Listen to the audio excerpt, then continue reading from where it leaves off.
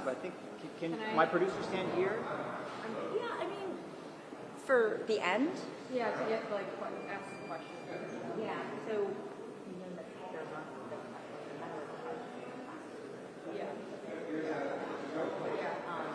Yeah, I mean, it's not like he's. I'm guessing If you joined like here, yeah, it should be. yeah, and I'll just try and get some. I'm sorry, Mark. Yeah. Yeah. Okay. For now, I'm fine to kind of jump over. Oh, you know. yeah.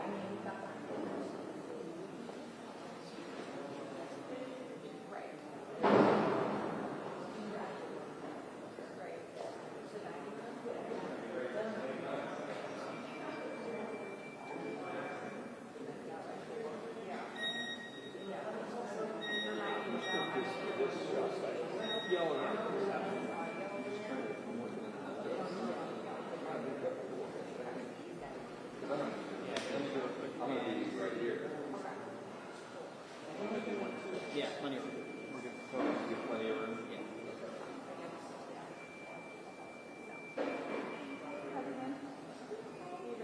I know. I definitely had a hard time getting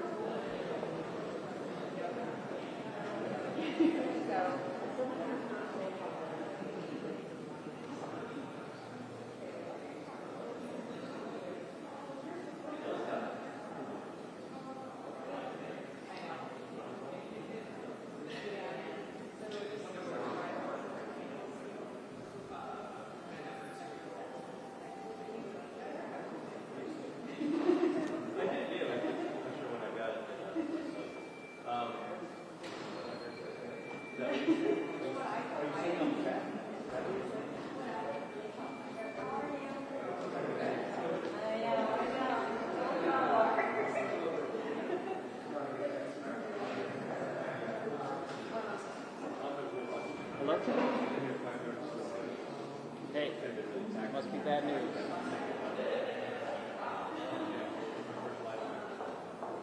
Oh, no. Oh, well, I have my live view. Fire it up.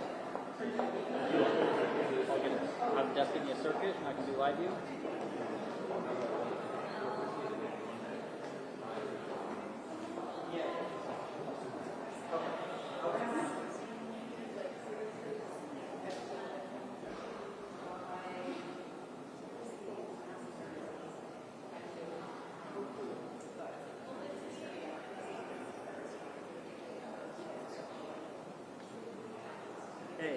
Hey, is Mike? Sorry, I don't know where I got transferred. Sent desk? Hey, so I was supposed to be doing something via fiber on all phones, and just happened to hear me on the fiber line. And can I get a lighter circuit?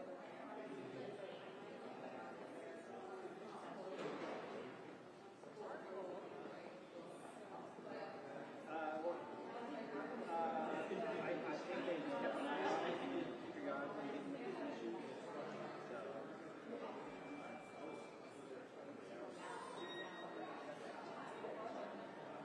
Okay, let me call the desk and let them know. Okay, perfect. Okay, cool. Yeah, I'm sorry.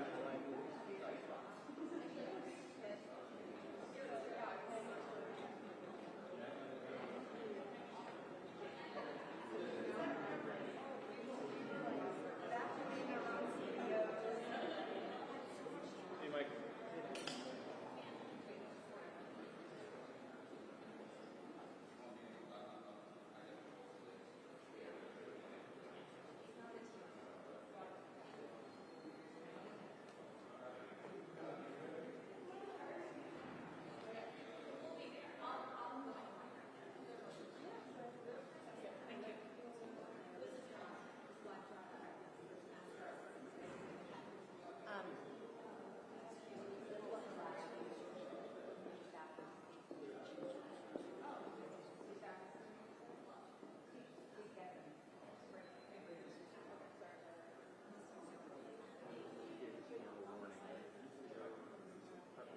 I would just be prepared. Because they just went out on the plaza. I only know what the stackers look like. I don't know what the hotels. But if it looks like a group of 13 and they're leading on. So maybe when they hit like that column, I'll pick Yeah, them no, up. as soon as they like start to get to the door, you can move your cameras over. We're okay to shoot all the way down, or just You should try to do like the flash. Okay, sounds good. Avoid the bad. Okay, you got it. Thank you. Thanks. Appreciate it, guys. No problem.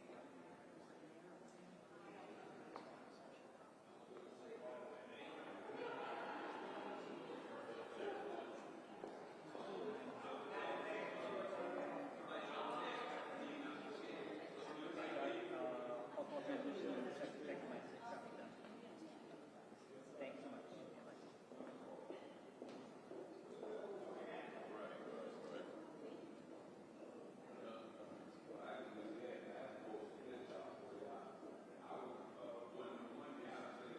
Hey, sorry, my guys came up on 914. All calls.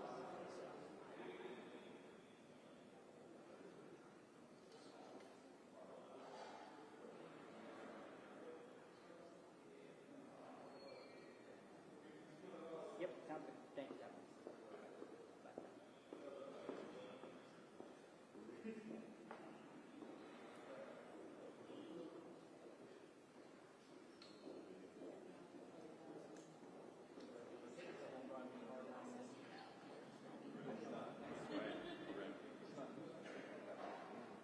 Yeah, exactly. Right. Squirrel, like, in the wrong hole somewhere along the line. there's desktop.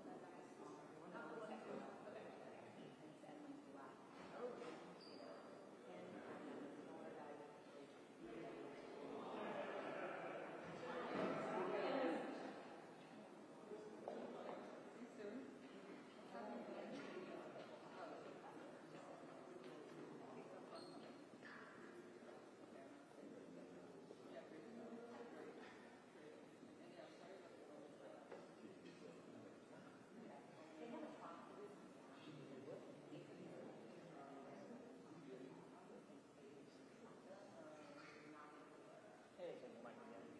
Paul Collins. So is the live view pre-deployed? Okay.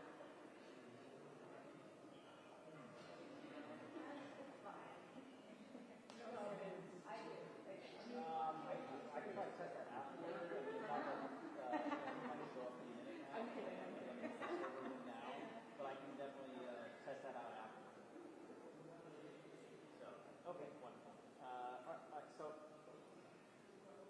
okay, perfect. Can you test me that best? And how we go? I don't know if it's right now. Okay, perfect. Okay, awesome. You get to go there? Awesome. I'll call you back after we're done and figure it out.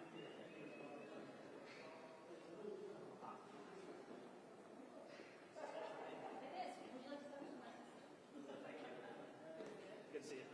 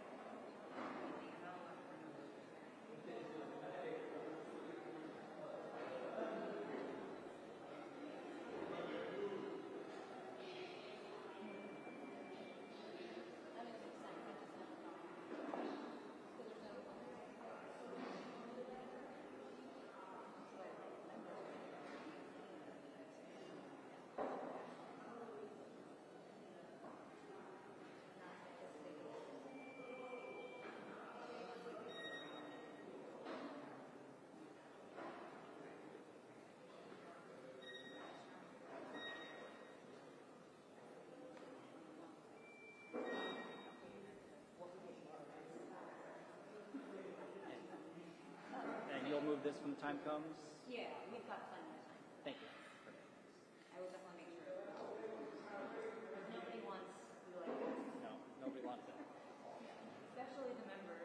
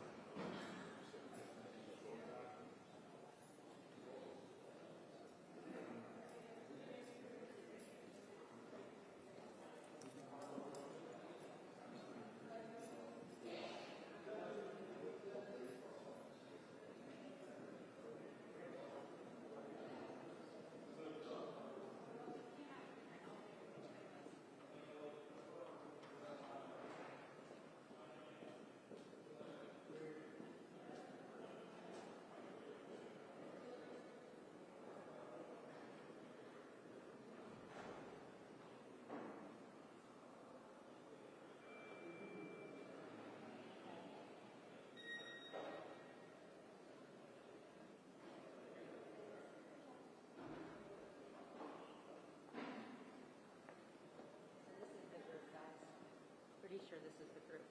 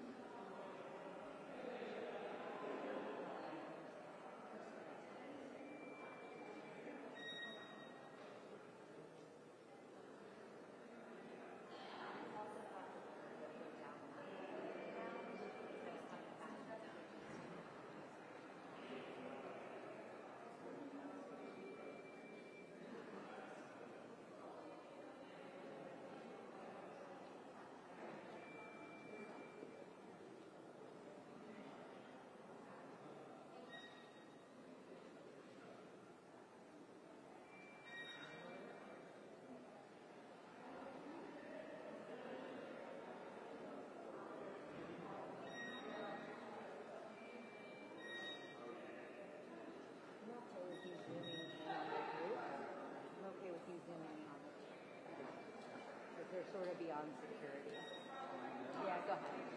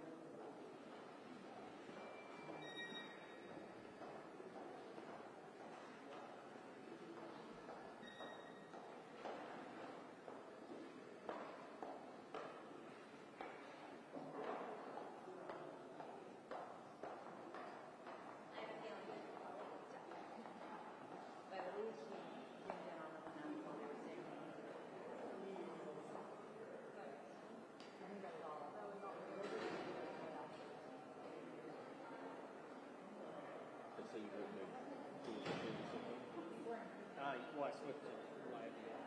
They're still having trouble with that.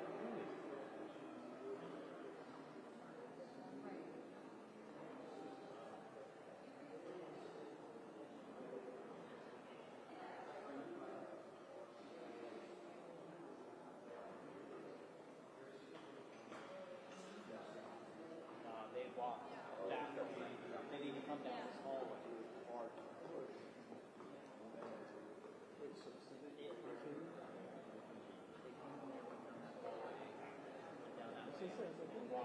and breeze past this way side, and then half the press is block and half the hallway.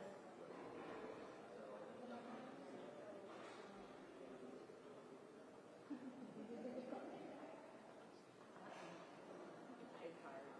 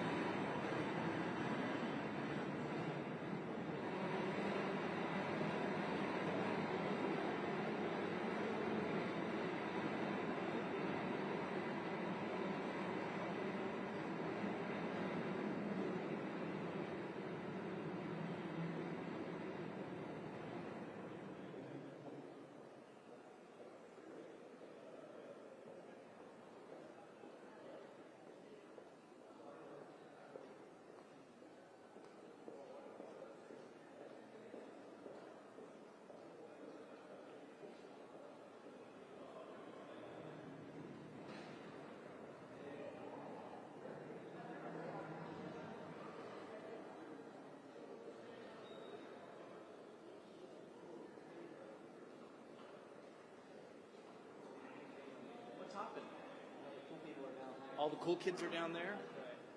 Sorry, guys.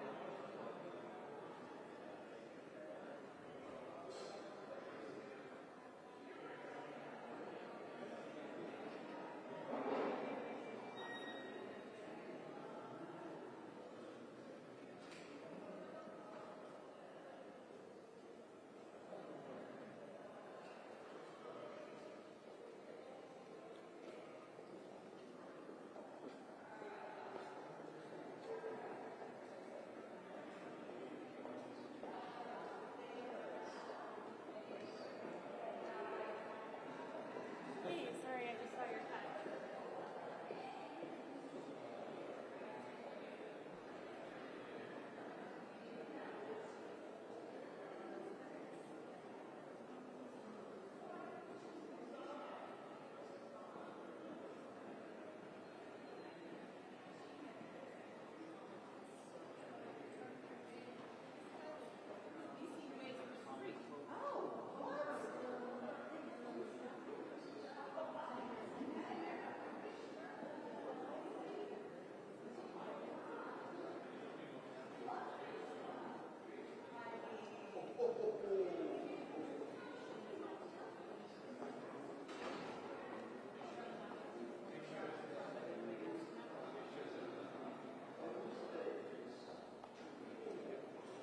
Good.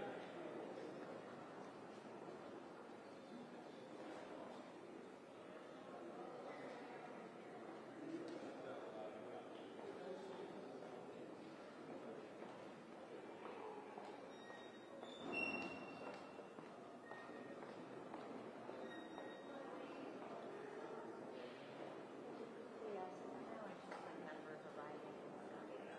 Meeting happened for later. But that was. There were a couple that had. Yeah, the two ones. Yeah. Two that had.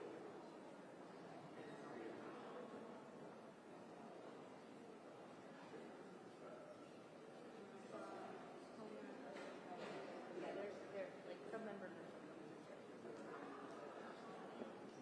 Yeah, head back down there. I'll be down there. Came up to see.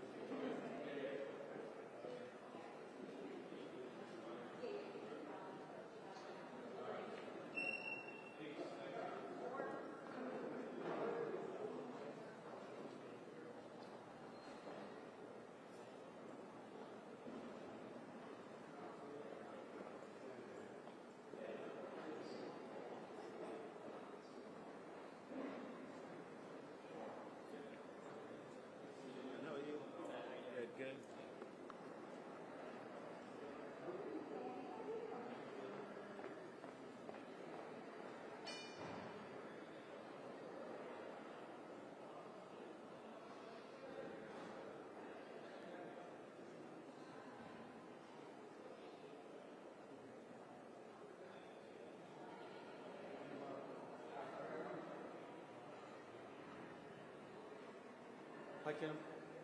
Hey, how are you?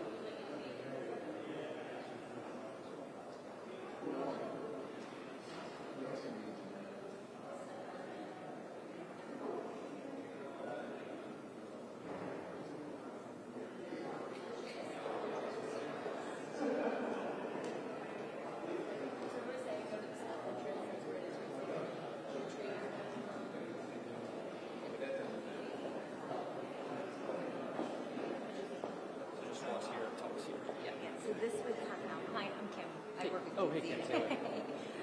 So we would push this out to about this circle. Got it. Okay. Great. Right I now just you've got wasn't sure of that route, but yeah, it seems that's easy. you've got pool convenience and so there are all 5 nets there, and then the nurses. So just all 5 nets, one in your own, or there's if you guys do decide. Yeah. I mean, the TV guys would like to see TV can be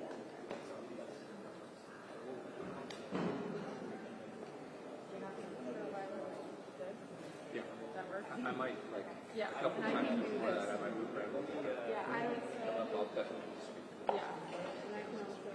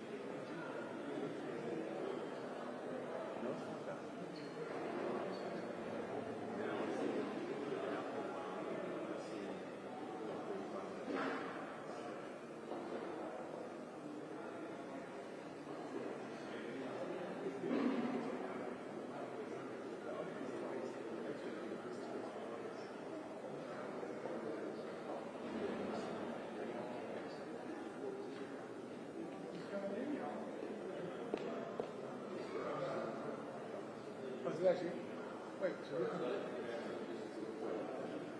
Oh, this is wait. Okay.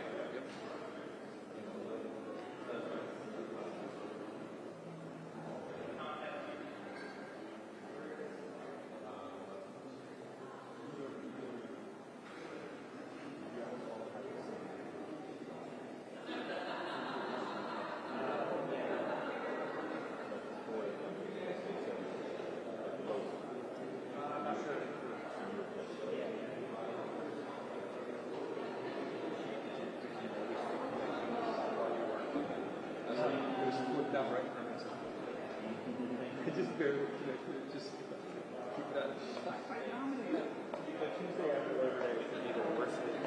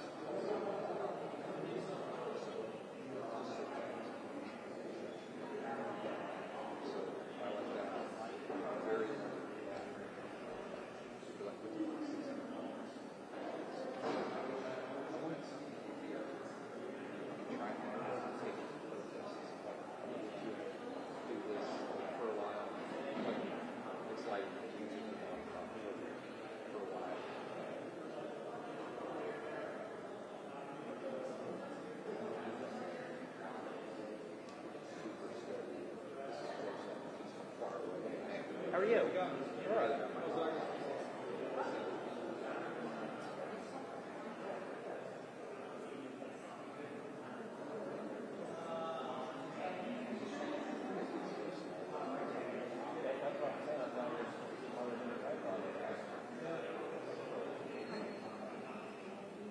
This, this is more interesting. This is, it's sort of in the middle. It's in the middle, so it's fine. It will tighten and loosen, but it's not as good as it's definitely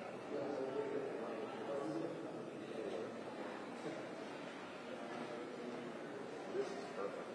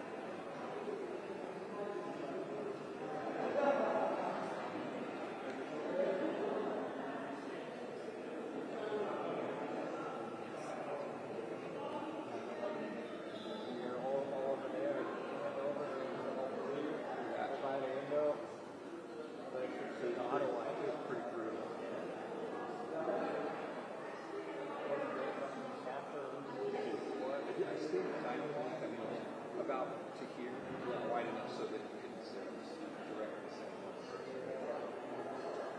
And then I just switched to that gap right there for a little bit of it. We're back to this. Yeah. So,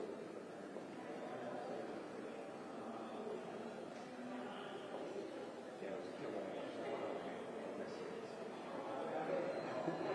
Go ahead. Oh, thank you.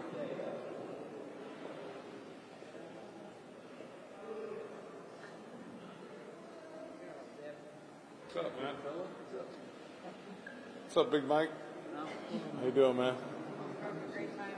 Yeah, this is always one of my favorite stakeouts. This is Rick Morris's favorite takeout. He was always next to Father David. Father Damien, really? That was his deal? Yeah, all through impeachment he sat there. And the tours would come by and then he would start telling you about like that. Exactly. Yeah. 3 Catholic priests have statues. Yeah. Is Father Father Damien, Yeah. Inipro Sarah, Oh, right. and then the guy right at Will Rogers is Joliet, I think. What's his name? No, guy who discovered the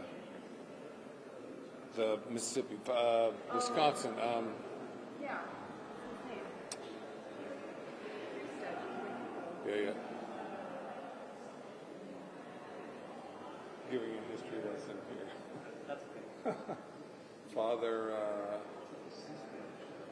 Father Damien? Marquis. Or Marquette. Marquette. Yeah, I was thinking universities and I couldn't get, yeah. Yeah. In Statuary Hall.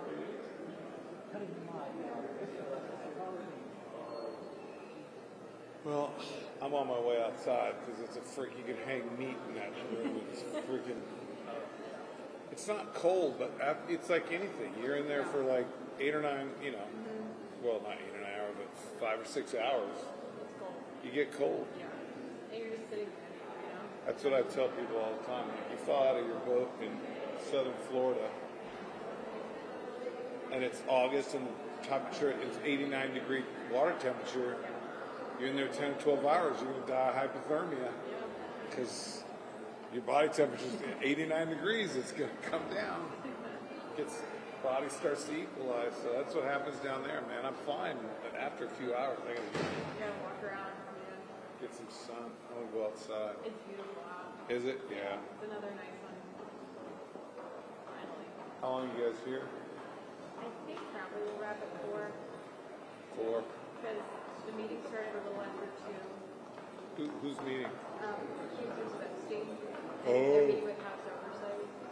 Go ahead. And so then we'll talk to them on the way out, just like what they heard. But it's been an hour. It started after 2, so after 3. I'm guessing 4 by the time everyone's, Yeah.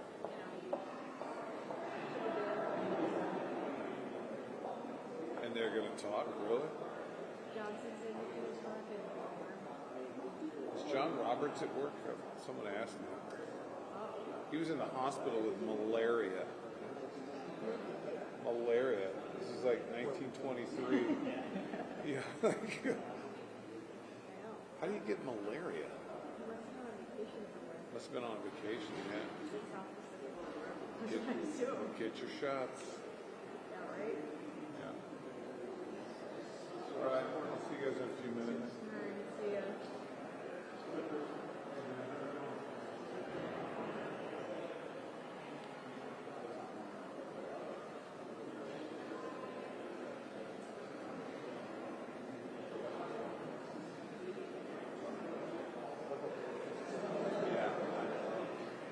Yeah, every time you guys do that lead in, I'm like, oh my god, I gotta get the questions down.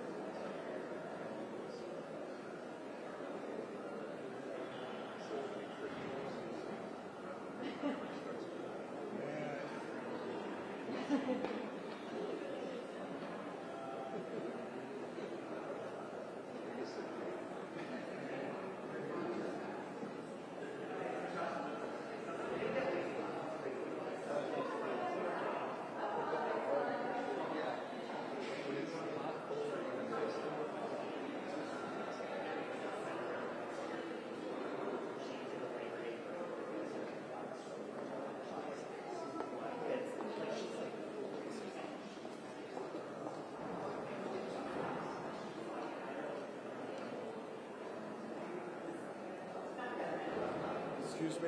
Hello. Hey, how's it going? I'm Melvin. I'm going to be the chairman. Oh, nice to meet you. Do you mind if I put a mic one little bit? I'll just stand right there. Thank you so much. I'll probably just put it right before he comes out. If I can start recording. You know when I mean, it started like 10 minutes ago. So it's been a while. Yeah, I just don't see your mic. You might want to tell. Oh. Just a little. Is that going to be good enough? Make sure it fits on there because that looks a little thin. It'll fit. If not, I can just rest it there. Yeah. That's fine. Yeah. What I'll do, I put a piece of gap tape. Oh yeah, that works too. Thank you. As a backup, I'll just clip one here. But I don't have a shotgun. We don't have any shotguns in the committee, so. Yeah, I could just see it going. Yeah. It starts and then you do it. I was gonna put it up, and then that's gonna be look weird. It's gonna look weird. Yeah. We would advise no. I'll just put it there and just give it a little extra sticky. Yeah, that's gonna work. Thank you. In case someone gets a little overzealous with their hand. That's true. You guys gotta go. And Amy's gonna, with the house, is gonna move the whole podium out. Oh, they will? Okay. Just Yeah. FYI. I'll also probably just be around here next to you guys, if that's fine. Yeah. And then just, I'll have this backup right here, just in case.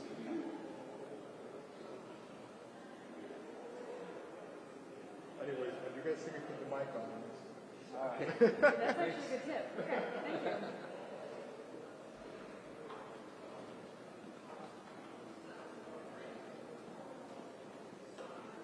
No sign of them yet. They heard it started 10 minutes ago. Yeah. Really? Hearing it started 10 minutes ago? We saw them carrying in a bunch of chairs. Yeah. and the speaker came, and we really haven't seen anybody since the speaker. Did he say anything? Huh? Did he talk to He us? said he was going to talk after. Okay, good. Yeah, Then he just- said we'll talk to you guys when we're done. So, and my person at Bloomberg said that this may be, again, totally unreliable information. The idea that he might come out with him to talk with the Googler. with the committee. Epstein victim. Right. Who knows? But I don't know if that's true. Yeah. Don't put me. No. He is going to talk after. Oh, I don't know if he's going to come here, but he says he's going to talk after. He knows there's a mic. He knows there's a mic here, but you know. Yeah, I'll That, hand it. yeah, but you know how he is with eye contact and publicity. So. That I've heard.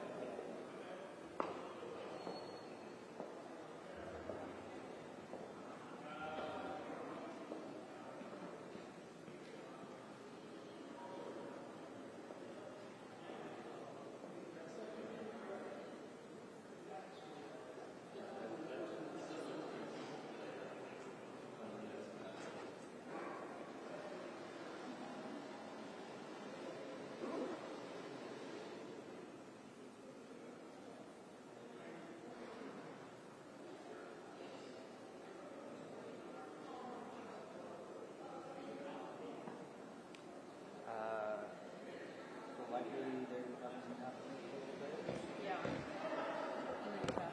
No, I was thinking about running down to the up room, the basement, and trying to patch. They wanted to like test why this line wasn't working. Oh. Because I'm plugged in dangler 4, line 4, and they wanted to just try it.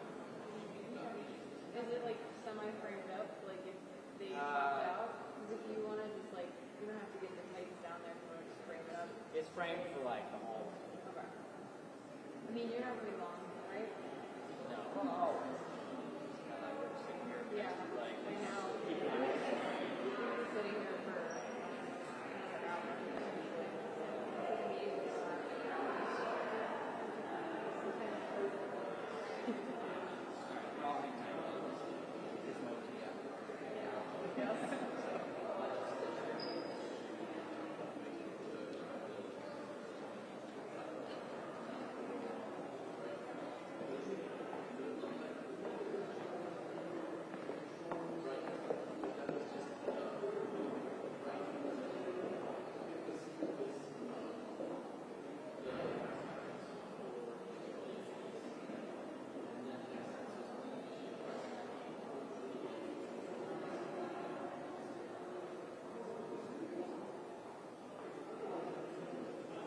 What time are you ready, Mike? 8.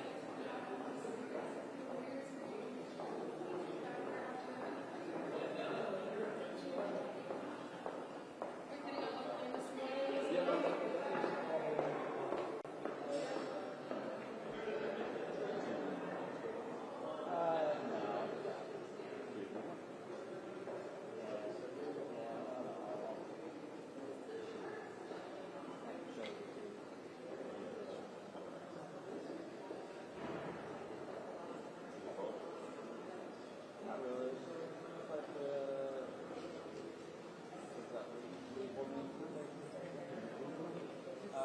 it's more the kind of cafeteria downstairs. It's like you go past the cafeteria and it's like down that hallway on the right. So I don't know what it smells like. HB2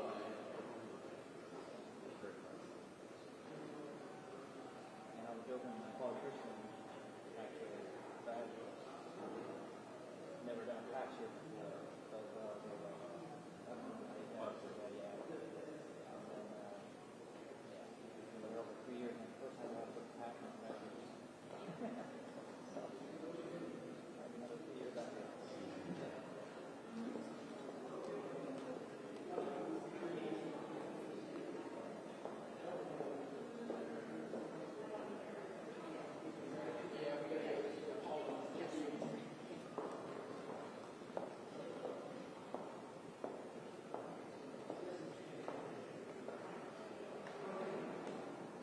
I'm just framing. Don't worry. I'm just shot of it. Yeah. Because he can see everything. So if he moves, I move. My semester. And when they're bringing in, I'm like, okay, what?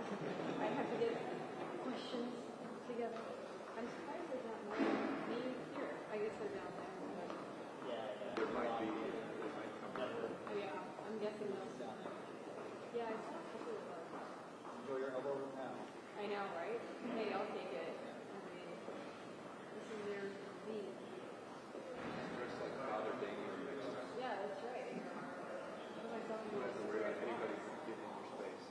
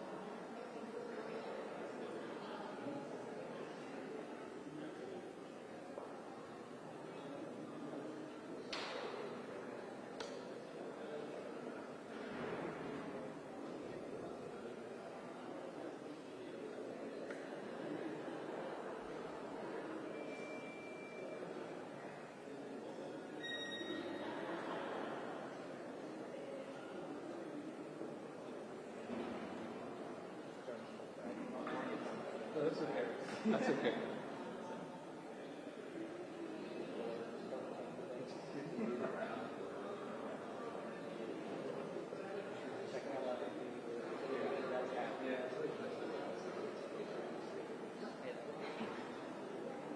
So, in some companies, you get A lot of those people are going to come here. I found it's going to be, yeah, so then you just take your spot for that. Sorry. I may try to like push the station down a little bit to create space. Yeah. Because everyone's going to huddle. Well, there's also photographers over there, but I would like not to like push you guys back too much. No. But I think a little bit would be good. Okay. I just like you go next. You go back to like the pole. Yeah. And then you go a little bit back. Well, she's going to go in her spot before I bring people over. I'm just trying because we have some. You want me to stay here?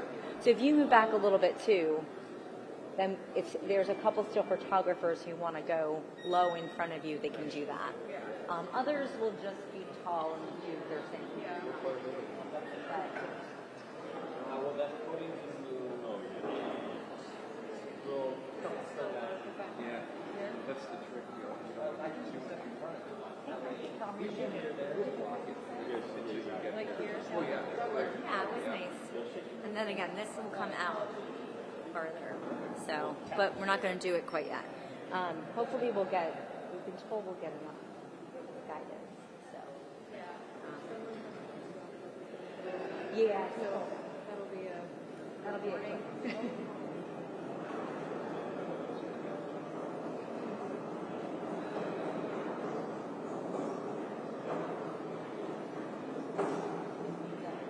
That's kind of the bigger part of this.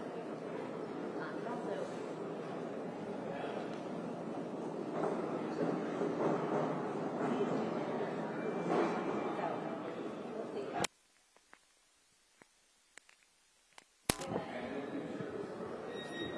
Say Brad. Lighting's okay on the face here? Oh boy, look at that. She stuck that right on my. Let me just look here. Just double check it. I'll give you, and then I'll give you a. Yep. I have another light. Throw that up. I mean, I think it looks good. I'll show you. So I think she said like podium's gonna go here, so I guess they'll kind of stand here. So there's a big group of them. Or someone to be a little tall, but it should be Yeah. fairly. I usually just kind of do this.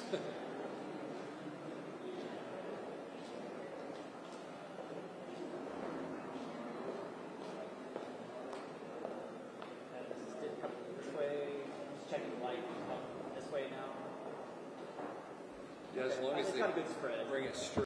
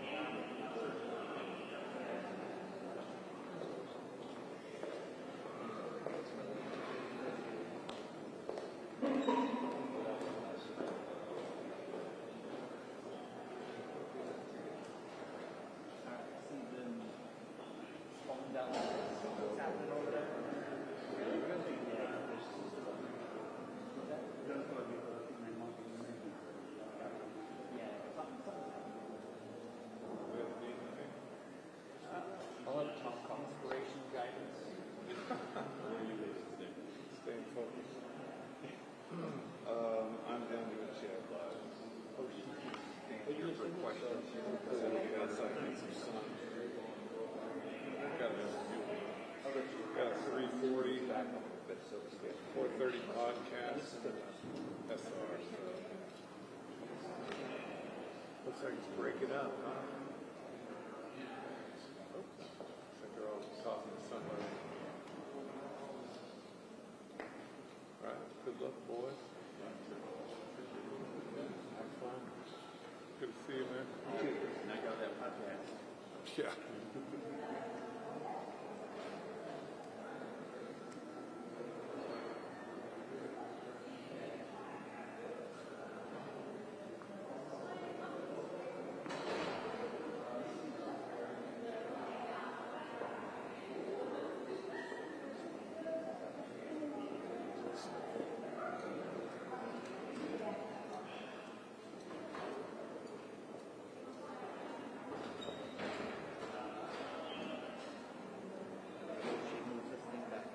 I know. I mean, I think she will. Right there. she's pretty good. Okay, might be some movement here. As soon as you see somebody notable, Okay, somebody's leaving. I can't tell who it is.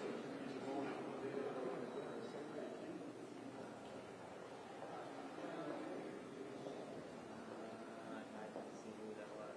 if it's, I really am most interested in Johnson and Comer. Like as soon as one of them, It's not Johnson. yeah, as soon as one of them come to talk, then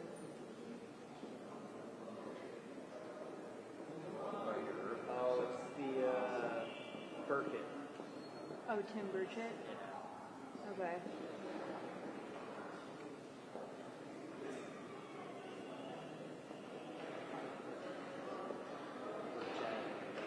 Got those making jokes. Yeah, Burchett from Tennessee.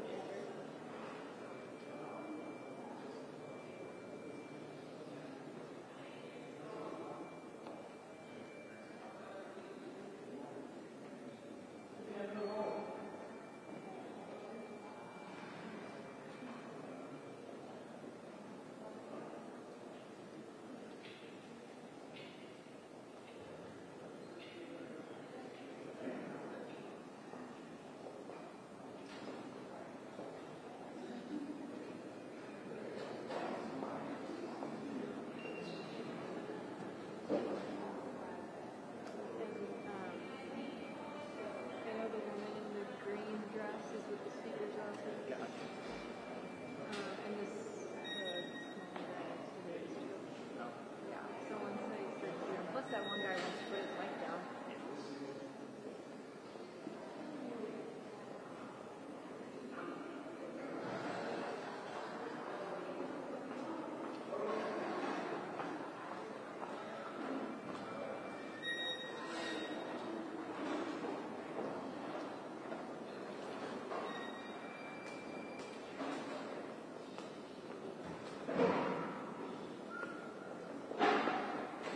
Burchett just left.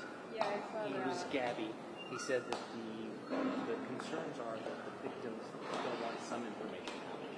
And they're trying to strike a balance between releasing as much as they can and respecting the victim's wishes. Okay.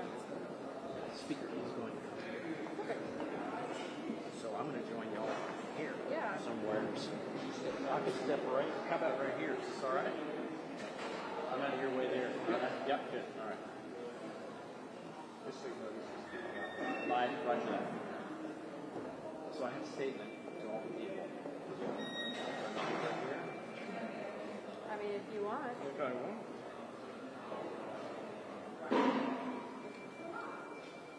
Correspondent job in your future. Correspondent job in your future. Like, look, I can do the McDonald's. I can do that. While I walk and talk, I can do this. The McDonald's. Golden arches. Yeah, golden arches. Do you want anybody to stand in front of your camera? Because if you don't, I can slide this a little bit like that. Yeah. Well, we actually Yeah, you probably, yeah, because they will probably step right in here, and I'll make Yeah. sure to keep them out. If they like crouch, like somebody's welcome to They might, be here, but depends on if they're ahead of you or behind you or whatever. yeah, like smaller people. Yeah, it would be nice. Small people are nice. Yeah, that's true. I know lots of small people.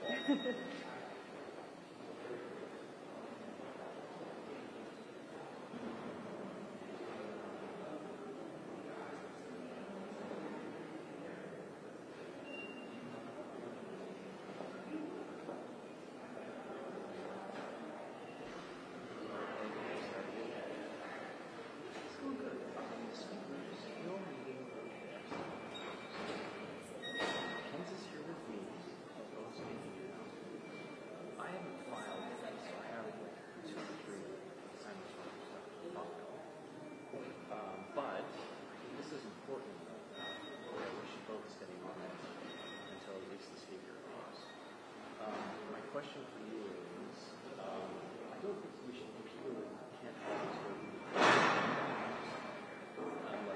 unless I think this is probably that's my guess. Maybe just but it's difficult for people in this understand. I don't think that people shouting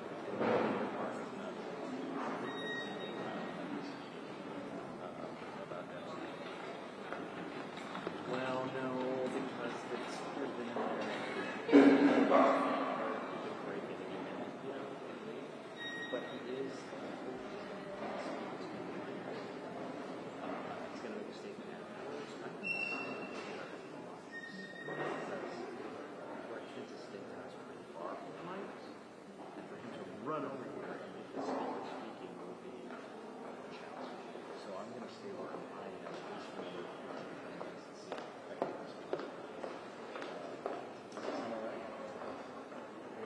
All right, so I'm going to tell him to stay here on the phone until we know what's going on here. We'll stay here, and then if there's time, we can go back to the point.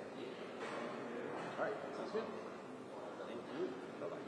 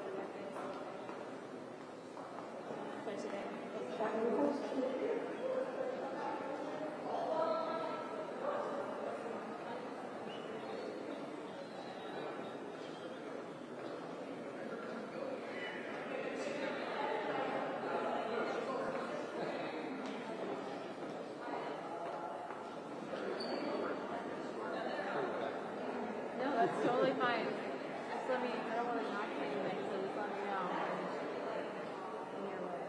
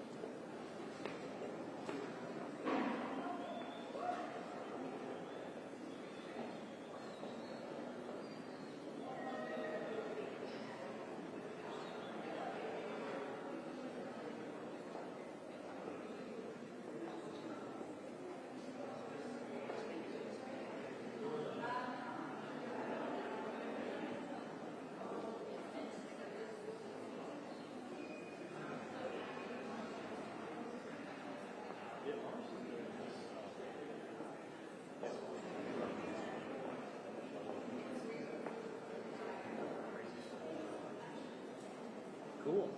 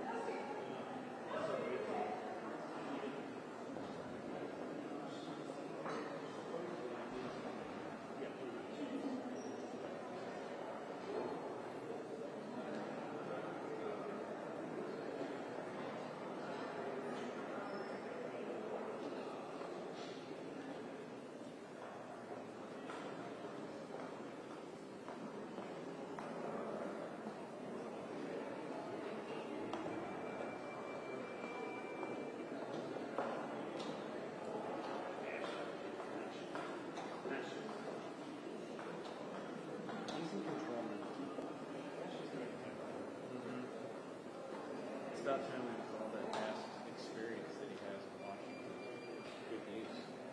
He's looking for the kitchen exit.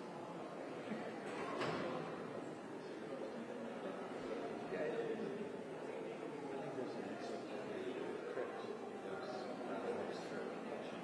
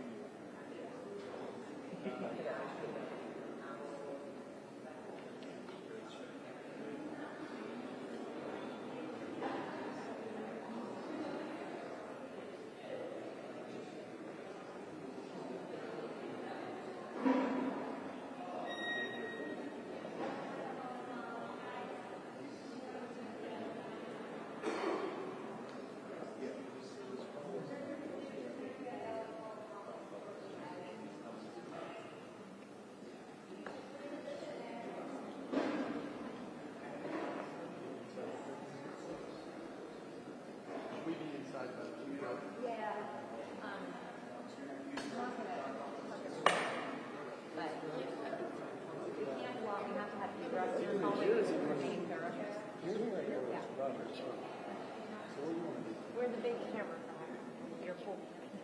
Right, but we have another camera out there around here. But he's not speaking. No. But when I initially was talking to this team, they were like, oh yeah, we might go up here. No, you're not. You're not. I'm asking you. We do this. We're supposed to gather people to keep that, especially the photographers.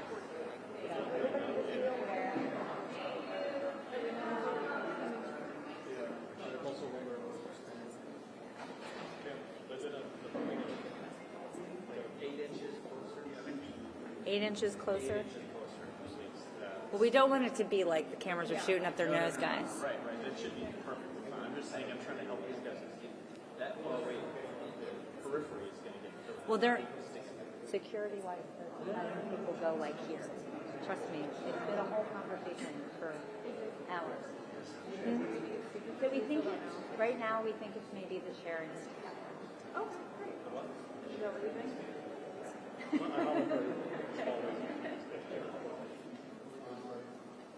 We just have to maintain egress, guys. Yeah. To maintain egress.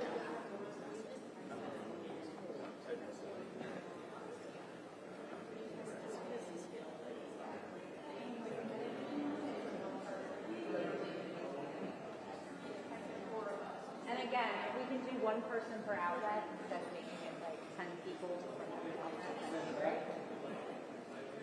Only people under 5'5". We can do that. So we have to keep this. We have to keep hallway open.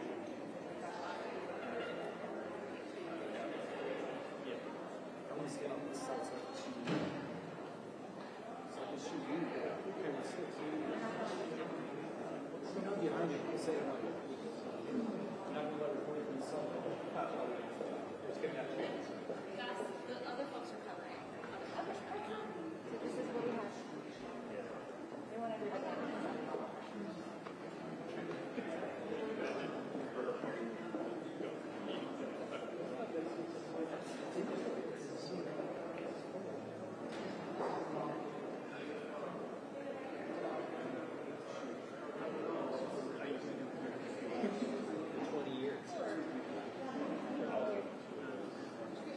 Oh, well, you just sent it? Yeah. No problem. Feel free. We just have to make sure there's 6 people to get out.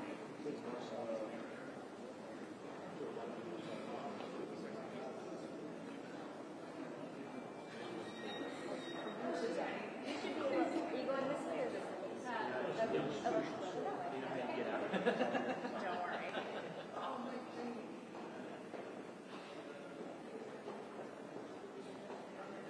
You guys are good with mics, like you're all set.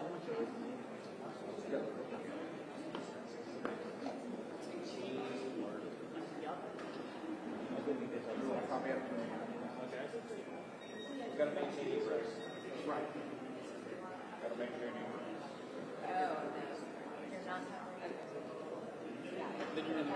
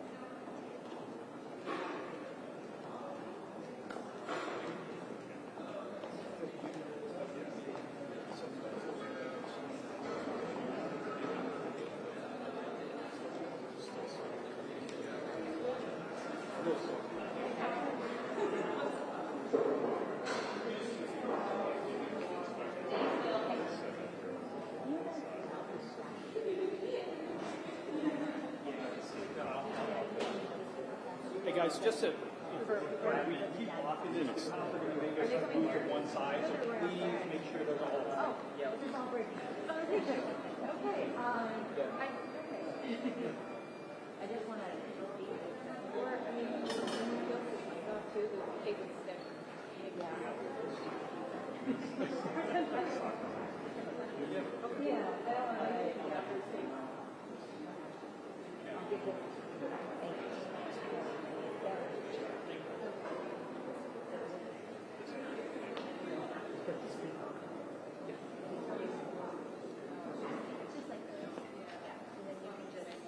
I don't want to.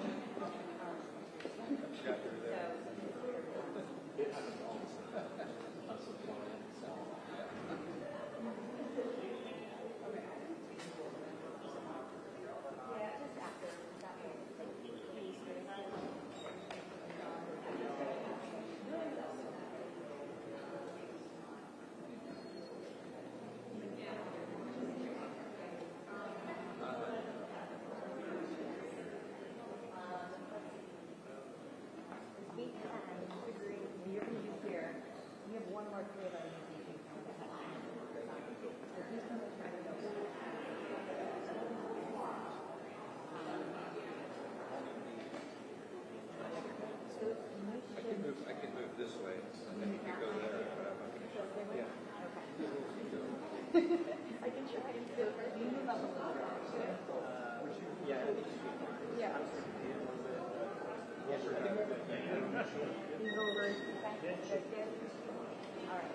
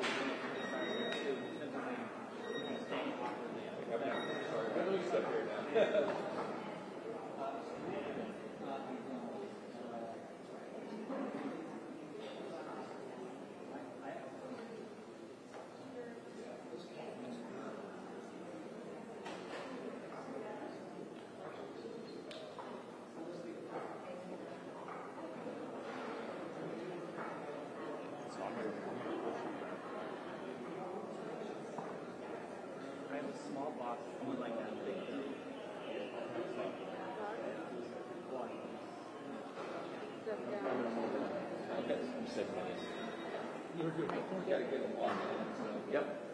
I'll be down. Okay, thanks.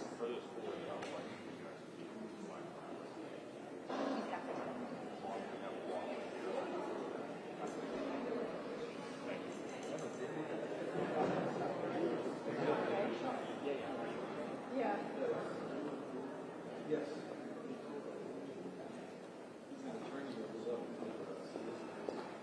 All the questions were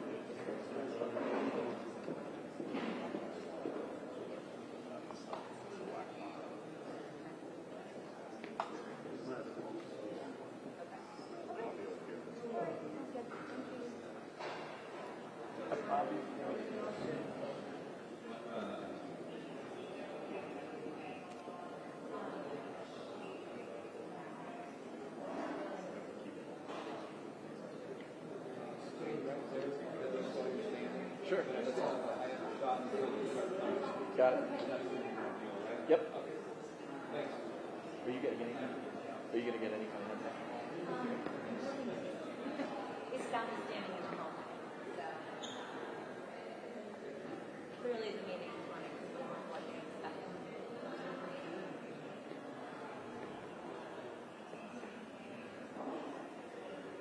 But we know when we need to.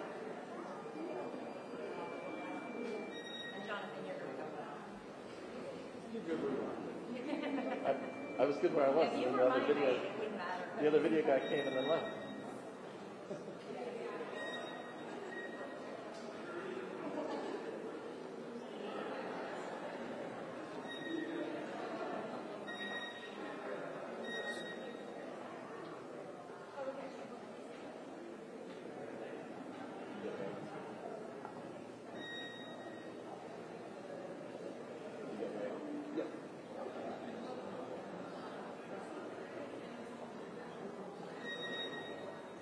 No problem. The curtain warmer.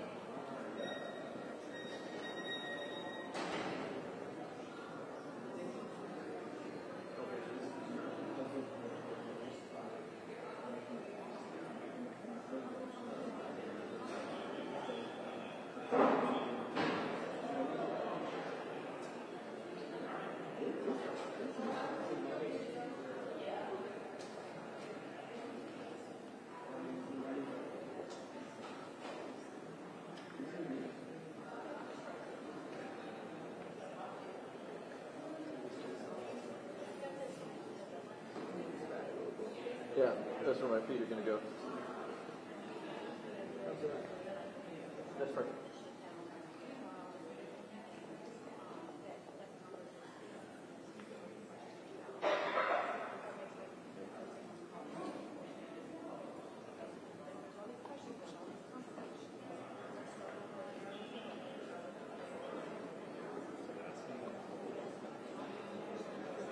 Okay. Cool.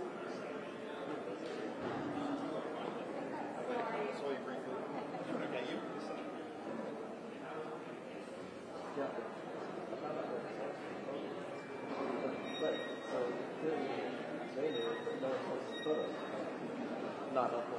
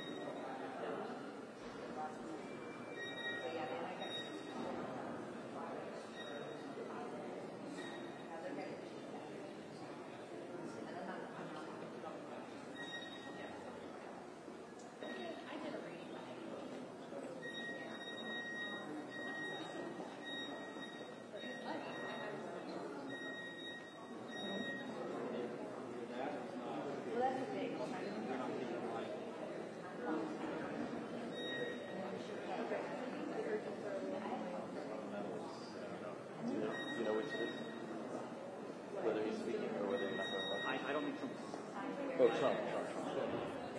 Not this. No, this is going on. Okay. We're just, do you want to look at this? After London? Okay, then you should be able to we document. No, believe it or not, we get asked. We've never done this before. We have to tell them. All the pictures. I need Jonathan to hold up a sign that says Epstein Steakhouse, so I don't have Yes, but you have to promise to show all of it at one time. It can't be promised to just Epstein. That's true. I will not do that.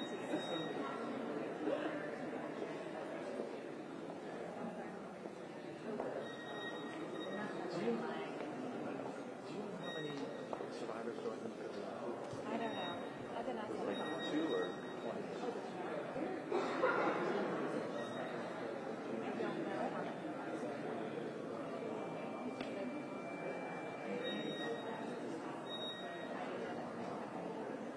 know if any of them.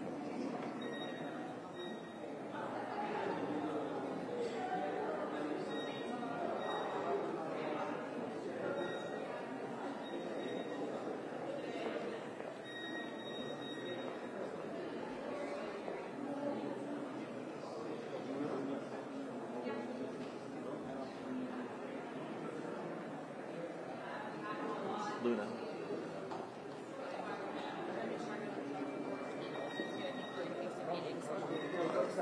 Yeah, sure. What was your takeaway from the meeting right now? The biggest thing that stands out to me is the victims themselves have stated that this is a lot bigger than I think anyone anticipated. We are obviously going to be requesting the SARS reports from Treasury, and also too following up on that. There are some very rich and powerful people that need to go to jail. I think everyone's been frustrated as to why that hasn't happened before.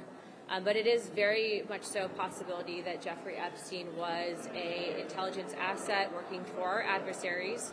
But also, too, I think the questions that we have is how much did our own government know about it? And so there's more to follow, and I'm sure you'll be hearing from the chairman momentarily. But I do applaud the victims from coming forward, because we heard from a woman who was as young as 14 years old when she was victimized multiple times by Jeffrey Epstein. So that's hard to hear. Will you sign the discharge petition, the massive discharge petition? I think that the files will probably be released prior. I don't know why Comer hasn't. I think that he should do it, so it wouldn't even have to come to a vote. But, I mean, obviously I've been a huge advocate, even when I was the only one in Congress calling for the release of those files. So I think I'd be happy to, yes. Thank you. Do they call for the victims? Do they want those files released? The victims want information to be out there, but they don't want their personal information, I think, for good reason to be out there. So I think from the get-go, even the Attorney General stated that there's victim information that you have to make sure that's private, being that some of the victims also, too, are as young as 14, that's child pornography. No, thank you, guys. Guys, let her through.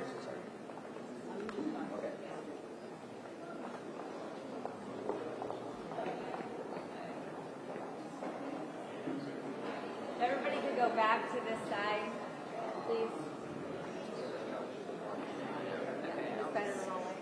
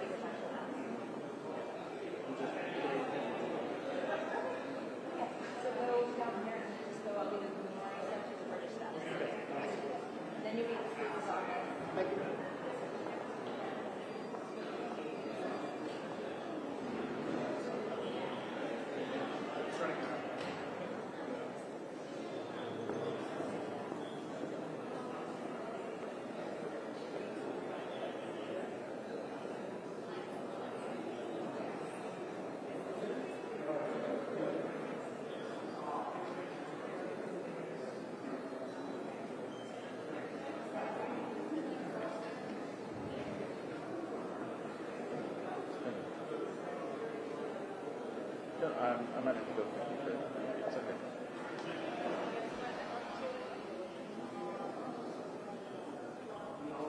I don't imagine there are spots set for a rally. It's just going to be free flowing. That's fine.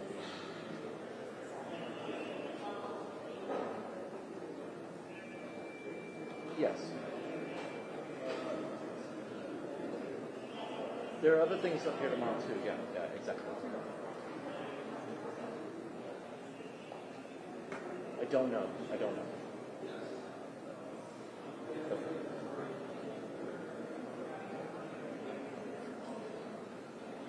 Okay. It's not. It's still pretty big. Did she really say that?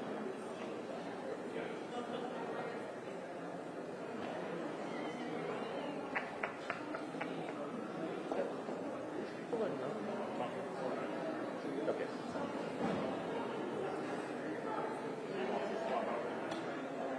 I hear.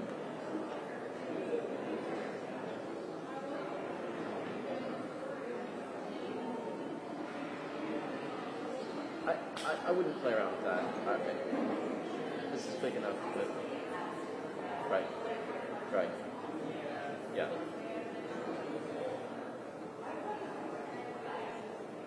Yeah, I'd say put somebody on everything and wherever you want. But give everybody a primary. If there are 3 events happening at 10 a.m. essentially, 9:30, 10:30, give one each. And when we have they'll do double up, we double up.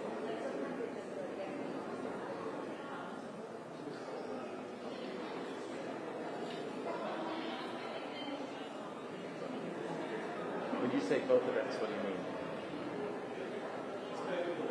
Yeah. We hope. Yeah, that head-on spot meet might need to be. Oh, somebody just put this in?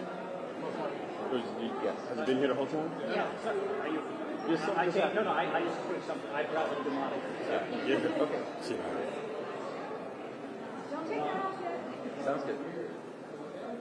Hey, thank you. Bye.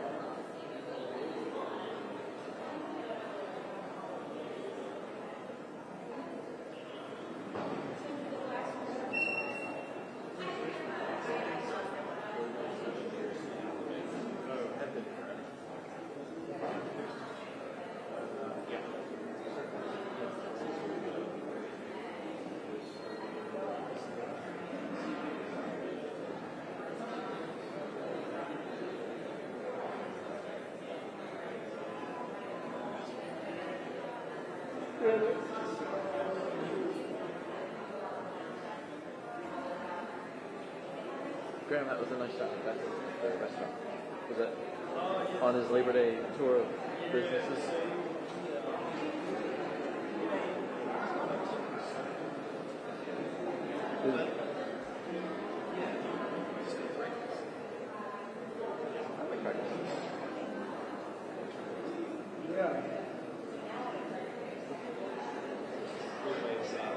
By the way.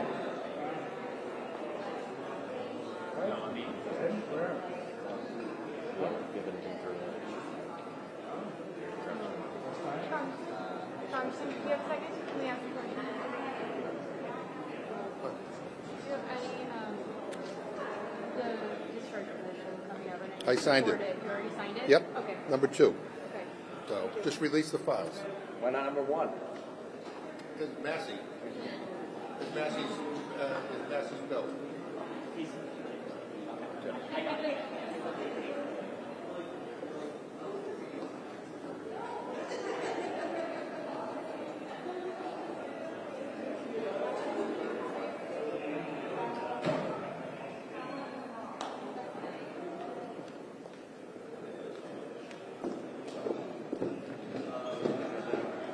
The photographers just came around the corner to look at us. Might be. I think the photographers in the other hallway were told to. Sorry. Oh, no, that's okay. You're gonna help me out, right?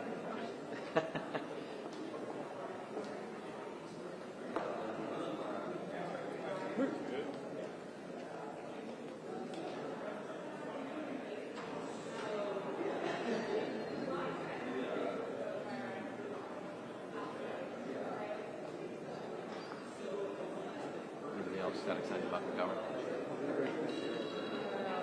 I took a lot too.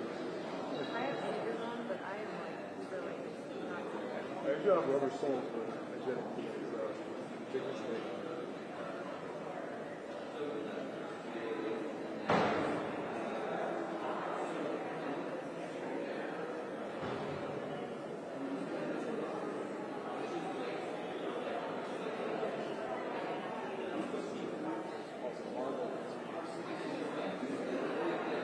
Honestly, makes sense.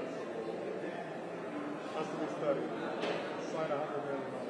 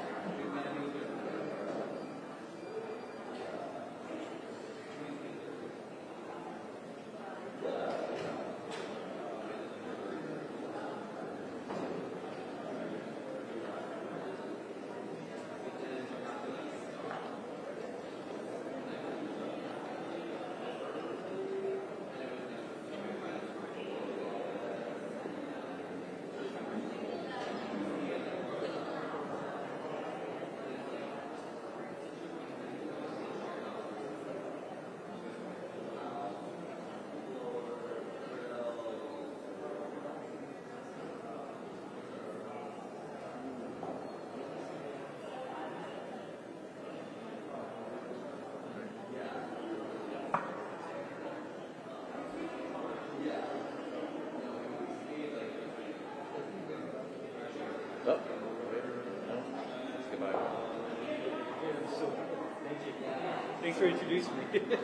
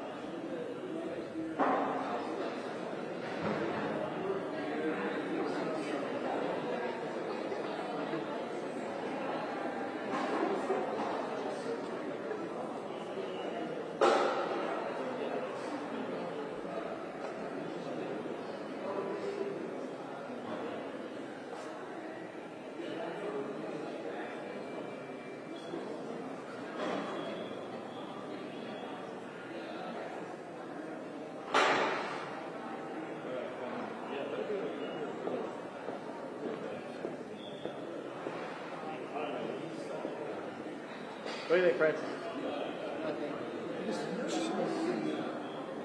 Ratchet.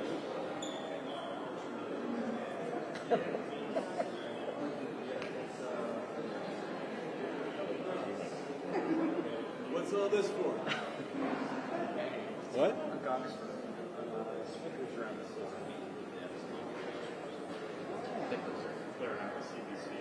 You're probably welcome to join. Jump on the supply parts. It's in the dining room.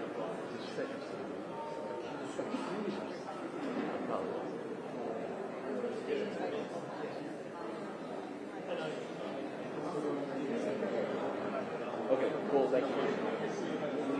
That's what makes sense. Cool.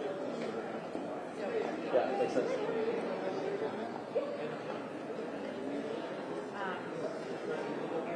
My next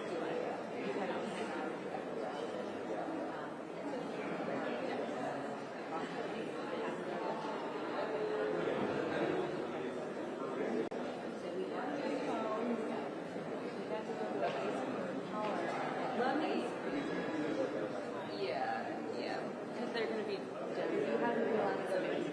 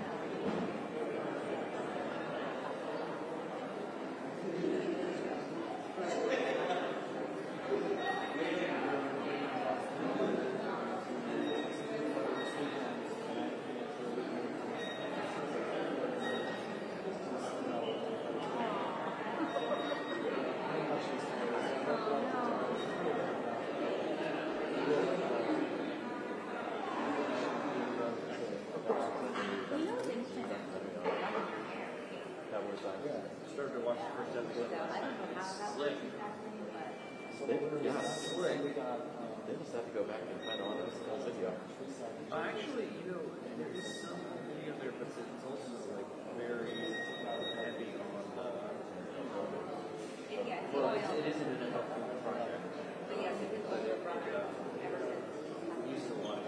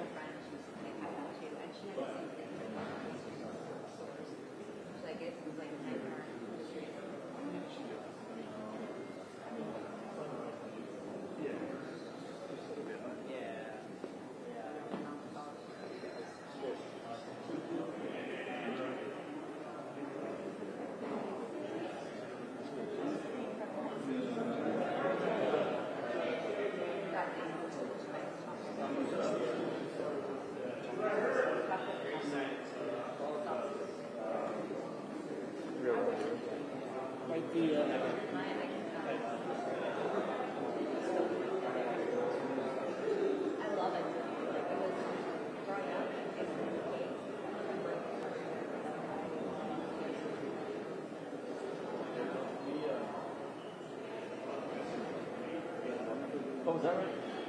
You must work out.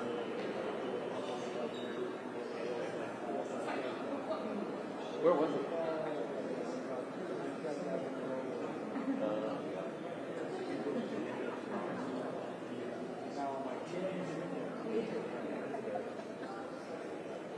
Yeah, there are like 3 or 4 places on there. Yeah. I think it shows what? A $10,000 bill. Yeah. Straight from the cash register.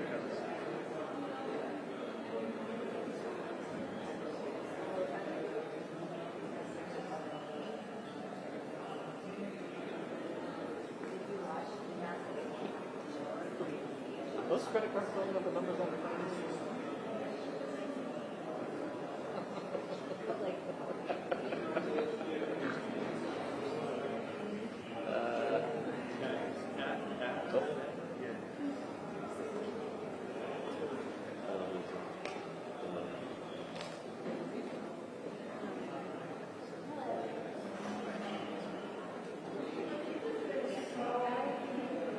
Wish I could make that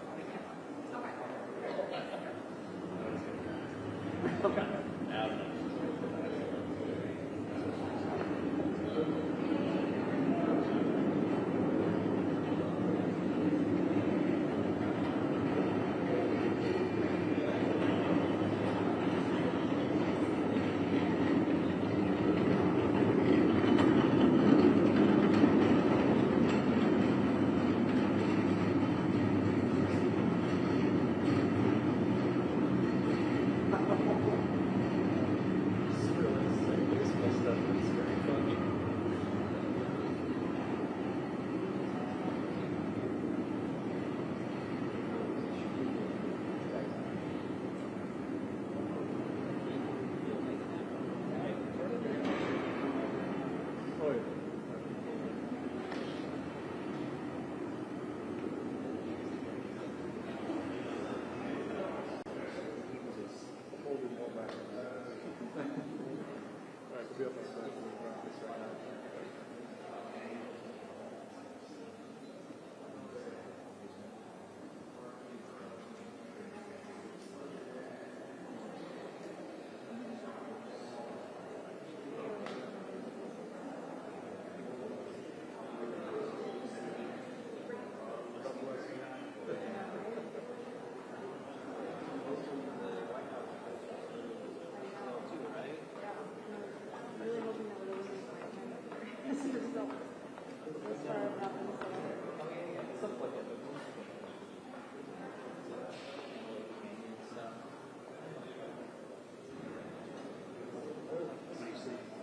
Not much.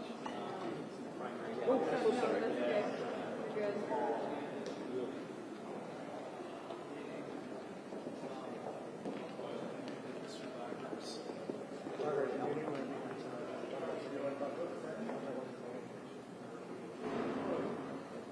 That's okay. Good. What did you learn in that?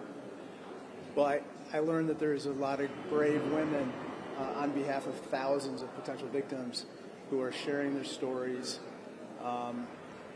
and that whatever we do, we have to remember these victims, and that we obviously do justice by them at the same time that we hold people accountable, and that we prevent this from ever happening again. Do they want the files released publicly? They want full transparency and accountability wherever it leads. And I think that it's extremely important that we get everything in those files, but also that we depose additional people whom they named. There are a variety of people that they named in addition to the ones that we've heard about in the past. And so we need to depose those people. We need to follow the money, because there's numerous transactions adding up to hundreds of millions of dollars or billions of dollars, according to some of the witnesses.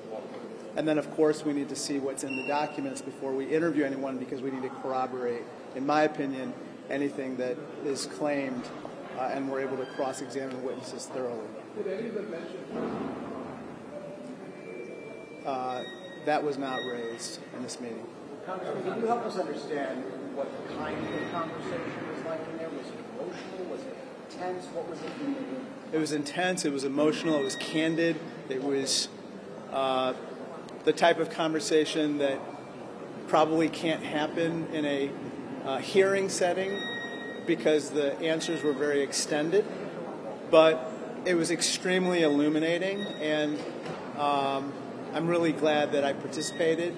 And it's one of those things where I think the victims marshaled a lot of bravery and courage to come before us to tell their stories. Thank you. Thank you, everybody. Guys, we just need to make sure there's a walkway here, so it might be a good idea.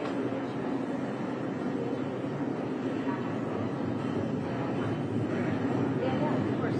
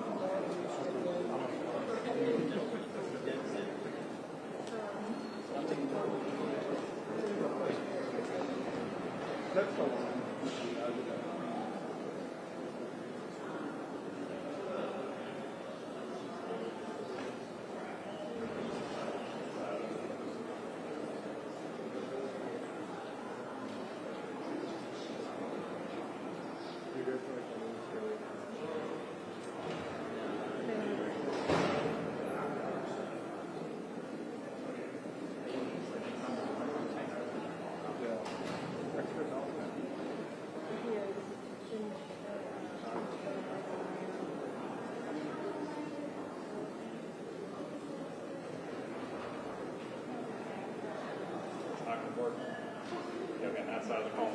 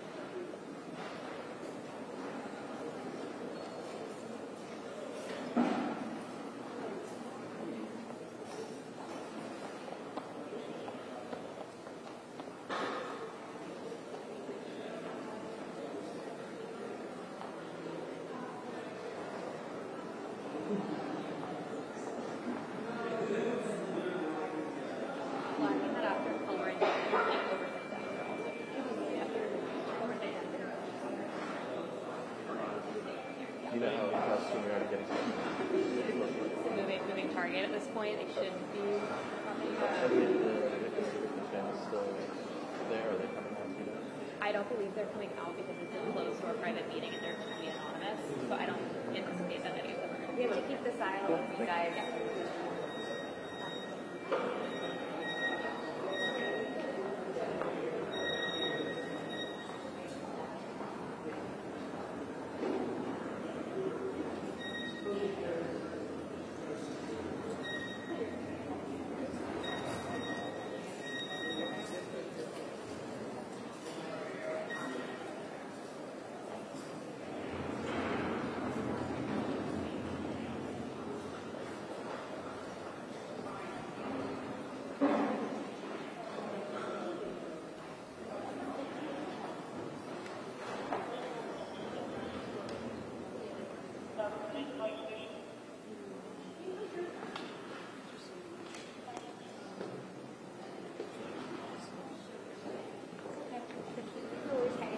Bye. Have a good day.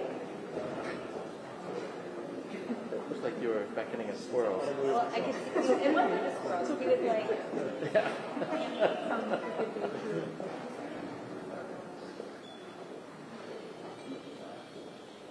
we're laughing, and we're having.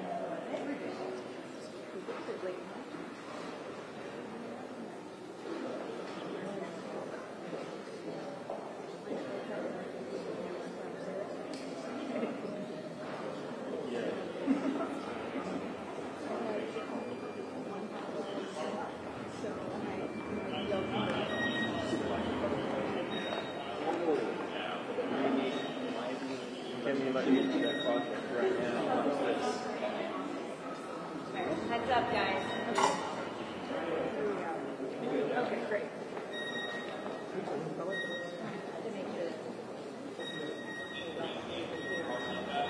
Thank you.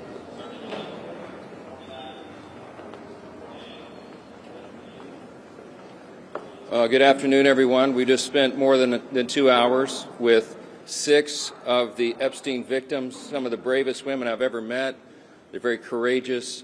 They shared their stories. Some of the ladies have shared these stories publicly before, but at least 2 of the women had never told their stories before, one for the very first time in the room. And so there were tears in the room. There was outrage. It was both, I would describe it as heartbreaking and infuriating that justice has been delayed so long. Some of the women in the room began to be groomed by Epstein and his accomplices, Ghislaine Maxwell and the others, 30 years ago. There were 4 attorneys in the room. Some of them began civil litigation against Epstein and the Epstein evils and everything associated with it 20 years ago.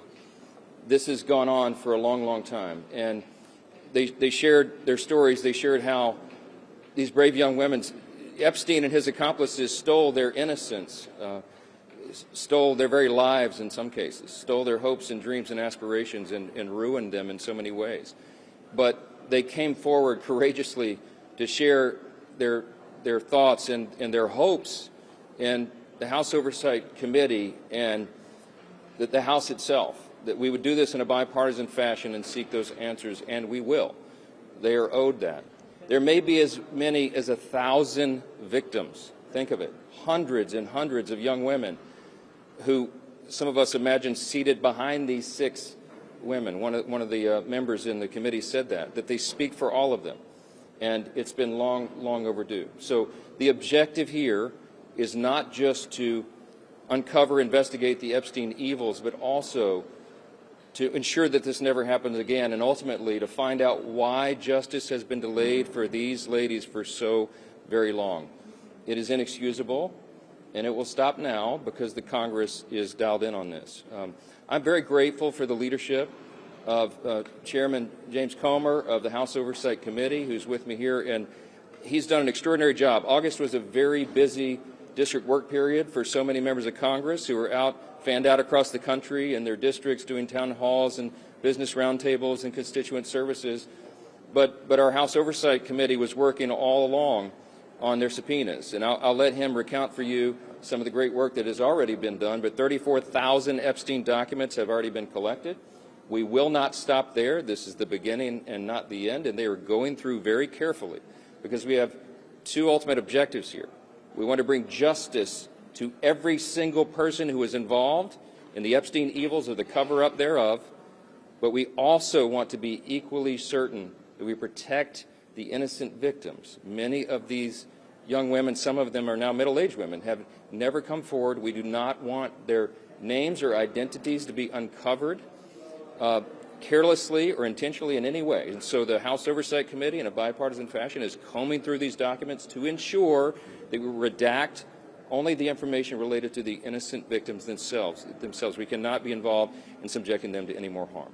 With that, I want to yield to our very able and very busy chairman for all the great work he's been doing, Jamie Comer. Well, thank you, Mr. Speaker. I'll just give a quick update. I think everyone knows who all we've subpoenaed thus far in the initial batch. We subpoenaed 6 former attorneys general, as well as Bill Clinton and Hillary Clinton. We've expanded that to Alex Acosta. Acosta's coming in, I believe, September the 19th, 16th or 19th. We've got that date down. I know that we'll have a lot of questions for him with respect to an earlier Epstein prosecution that he was involved in when he was U.S. Attorney. We have the documents, the initial batch that have been sent by the White House. As you know, we also subpoenaed Pam Bondi for those documents. The White House is working with us. I want to publicly thank the White House for turning over so many documents thus far. We're in the process of uploading those documents for full transparency so everyone in America can see those documents. It's going to, as quick as we can get them uploaded, and as the Speaker said, they're 34,000 pages. So we're doing everything we can to get those uploaded. We want those to be public as soon as possible. And then we're going to continue to bring in more people. We learned of some additional names today. We're going to do everything we can to give the American public the transparency they seek, as well as provide accountability in memory of the victims who have already passed away, as well as those that were in the room and many others who haven't come forward. So we're sincere about this. This was a 2.5-hour discussion. It was as bipartisan as anything I've seen in the 9 years I've been here. Appreciate the Speaker for giving us the authority to seek out everything that I think you all want and the people that I talk to as I travel America want. And we're going to do everything we can to get the answers and to do it as soon as possible. I yield back. Question or two? Manu, go ahead. The President has repeatedly referred to this as the Epstein hoax. You just were talking to these victims. Is it a hoax? I'm not sure what that comment refers to, but I've spoken to the President myself about this many times, and he is as insistent as we are. He is the most transparent President in memory, probably in the history of the country. As you know, he stops. If he were here now, he would stand here and take your questions endlessly. That's his mindset, and he wants the American people to have information so they can draw their own conclusions. I've talked with him about this very subject myself, so I can tell you that is his heart. Now, he also, just as we do, is insistent that we protect the innocent victims, and that's what this has been about. There'll be votes in the House this week to advance this and affirm what it's doing. That we want everybody in the House wants to go on record in affirming what our Oversight Committee is doing in a bipartisan fashion. There's a discharge petition that is pending, and the reason that I was not comfortable with that and still am not comfortable with the discharge petition is because it was inartfully drafted. It does not adequately protect the innocent victims, and that is a critical component of this. So the work is being done. The Department of Justice and the administration are in full compliance with every congressional subpoena. In fact, they're moving it quickly. And so the American people are owed this information, and the expectation is it will come out soon.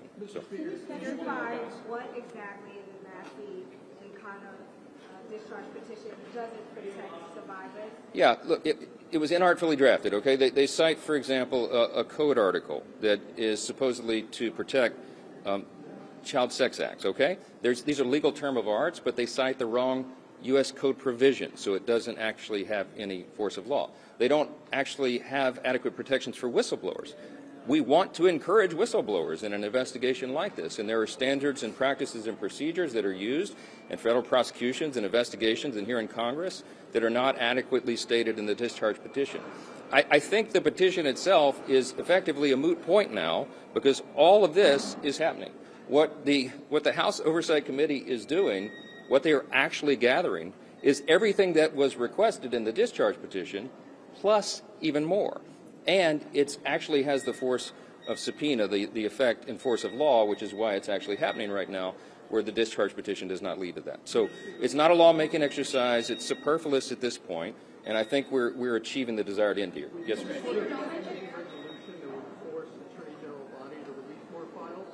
Well, we have a subpoena which must be supplied, must be enforced, and that does have the effect of law. So it's even more effective than a vote on the floor. I mean, we have subpoena authority, and it is being used aggressively here. And we promised to those victims that we would continue that. They are heartened, I think, by the attention that has been given in this Congress that has not been there for many years, obviously. And I would say this, and I don't want to overstate it, my friend Jamie Comer, but I would say Republicans and Democrats in the room were dumbfounded at some points about why some of this has not been disclosed further and in greater detail. And you have the right people on it now, and we're on it. It's overdue. Go ahead. Sorry. And I also want to add, we've subpoenaed the estate, the Epstein estate, for everything too. So we're pushing forward. When I say that the oversight, yes, the intention is to get them out for public release. And when I say that the Oversight Committee's work goes further than the discharge petition, that's a great example. The discharge petition doesn't mention subpoena or gathering information or documents from the Epstein estate. So there are other things that this committee, with its expertise and all of its lawyers and all the work, will be able to gather that wasn't even anticipated in this other pending measure. So, there are some that you're. Oh, you want to talk about that now? Okay. Look, we're working through the appropriations process. We have been in good faith. As you know, we passed a few of these bills off the floor already, and the Senate has done some work. They passed a few and a little minibus. We've got to get these two chambers together. Of course, we have the end of the fiscal year comes up, the end of this month, and no one desires a government shutdown. So we'll be working in earnest over the next few days and next couple of weeks to ensure that doesn't happen. Stay tuned for the details. As you know, everyone was out on the district work period, and now they've all just gathered, and so there'll be a tsunami of activity here for the next. We'll have some sleepless nights wrapping it all up and getting it done. But I'm very optimistic we can avoid a shutdown, and it's going to require leaders on both sides of the aisle to come together and do that, and I'm certainly hopeful that we can and do it in a responsible manner. But Mr. Speaker, there are some in your own party, Thomas Massey is one of them, who have said that by delaying a vote, resisting a floor vote on the Epstein documents, that you are protecting the president. What do you say to that? Well, I think that's obvious nonsense. We are demonstrating here that this is being done, but I'm going to emphasize again, it has to be done in the right way. I spoke with these 6 brave women who were here about our intention on that, and they were so grateful. I think they will tell you themselves, those who are willing to come forward to speak publicly, that they will say they want to be very careful. Not all the victims. In fact, the vast majority of ladies and women and young women who are subjected to these unspeakable crimes, I mean unspeakable crimes, some of the things we heard today, have chosen not to come forward for obvious reasons. So we have to very carefully guard their identities. We cannot be haphazard about this. And that's the only thing that has had, if there's any delay at all, that's what the intention is. And I think you'll see that's the effect. The American people will get the information they've desired. Last question. Yeah. Yeah, Congressman Garcia says that you guys have subpoenaed that birthday book where President Trump allegedly wrote a note to Jeffrey Epstein. Is that something you guys are going to share with the public and expect to see soon? I don't know about that particular item. I haven't seen a long list of specific. That's in the estate. We've subpoenaed for all documents pertaining to the estate. And once you get it, will you release that to the public? We plan on doing that. Yeah. You're going to see full disclosure. We always do. Maximum transparency. That's Chairman Comer. That's what he does. Yes. When you say justice delayed, does that mean you are seeking more action to get justice, or does that mean transparency, or does that mean you're looking for more prosecutions of other individuals? I think we follow the truth where it leads. I think that's the responsibility of Congress. I think we owe that to the victims, and if there are further prosecutions, then they need to be brought. No stone unturned. I mean, that's the commitment, and it's bipartisan, and I'm heartened that members of Congress are willing to work together on that. So, and look, I will say this again. I'm going to emphasize this is full participation of the administration and the White House. The president has the same desire. so long as we're protecting the innocent victims. So there'll be a lot more on this in the coming days. So thank you all for the time. We appreciate it. Stephanie. Mr. Coleman, do you have a better timeline on releasing?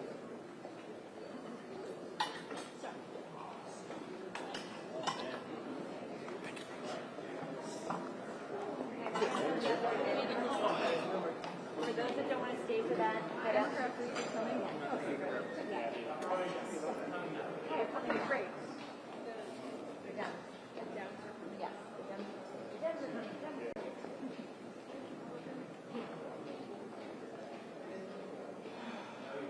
We just have to make sure to keep the hallway open. A little more space.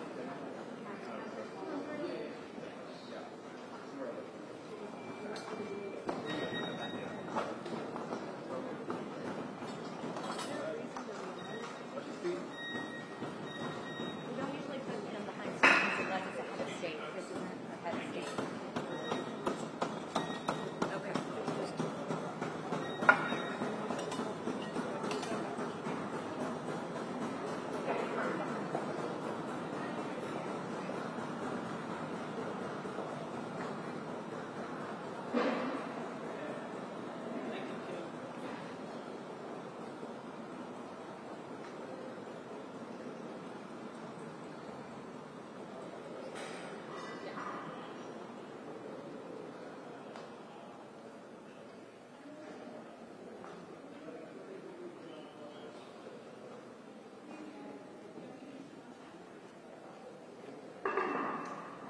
There's something with some inspiration on the mic.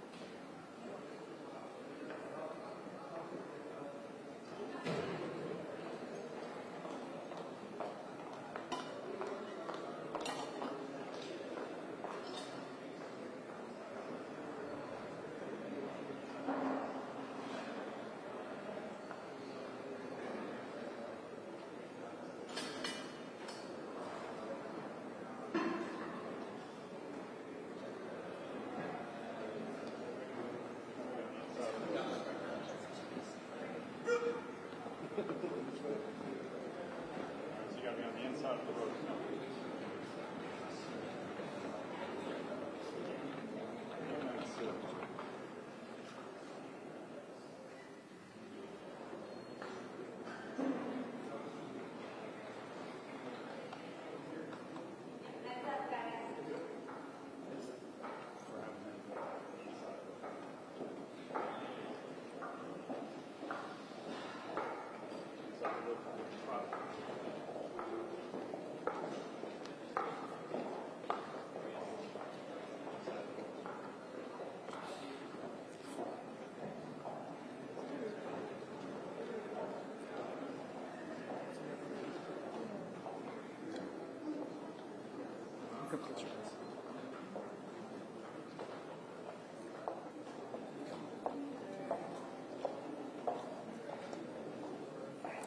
We're going to go ahead and start. I'm Robert Garcia, the ranking member on the Oversight Committee, and we're here with, of course, the other Democrats that, of course, are on this committee. But most importantly, for the last couple of hours, we've been hearing directly from the victims who have suffered incredible, horrific abuse by Jeffrey Epstein, by Ghislaine Maxwell, and many others who have been involved in these horrific crimes. I will say, and I know I speak on behalf of all of us, that the courage that these women showed today has motivated us so much more to seek justice, accountability, and transparency. And we do not care how powerful, how connected, or what political party those that have victimized and caused horrific pain and sexual abuse to these women are. We will seek justice. I want to just start. We have a few folks who are going to say some remarks. I want to start with Ayanna Pressley. Our Congresswoman, of course, has been a great leader on this. We'll share from a few folks, and I will wrap it up and answer any questions at that time. I want to add before we start that much of the conversation that we had is also confidential, and it's our job to protect the privacy of the women on what they've said, and there are numerous conversations that will be happening in the days ahead. So, Congresswoman. Thank you, Ranking Member Garcia. What we heard here today was harrowing, and it is proof of what has been an institutional, systemic betrayal for decades. These women now who were preyed upon, groomed, exploited, violated from as young as 13 years old, their bodies violated, their minds manipulated, and their dreams denied. Aspiring artists, lawyers, actors, people who had big dreams. And those dreams have been dashed and denied because of the shame they carry, because of the trauma they carry. It is a lifetime sentence. Jeffrey Epstein is dead, but his hurt and his harm is alive and well in the daily experiences of these survivors. Maxwell is incarcerated, but it is these survivors, these victims, who are still very much in jail. And they are deserving of transparency, of accountability, and of healing.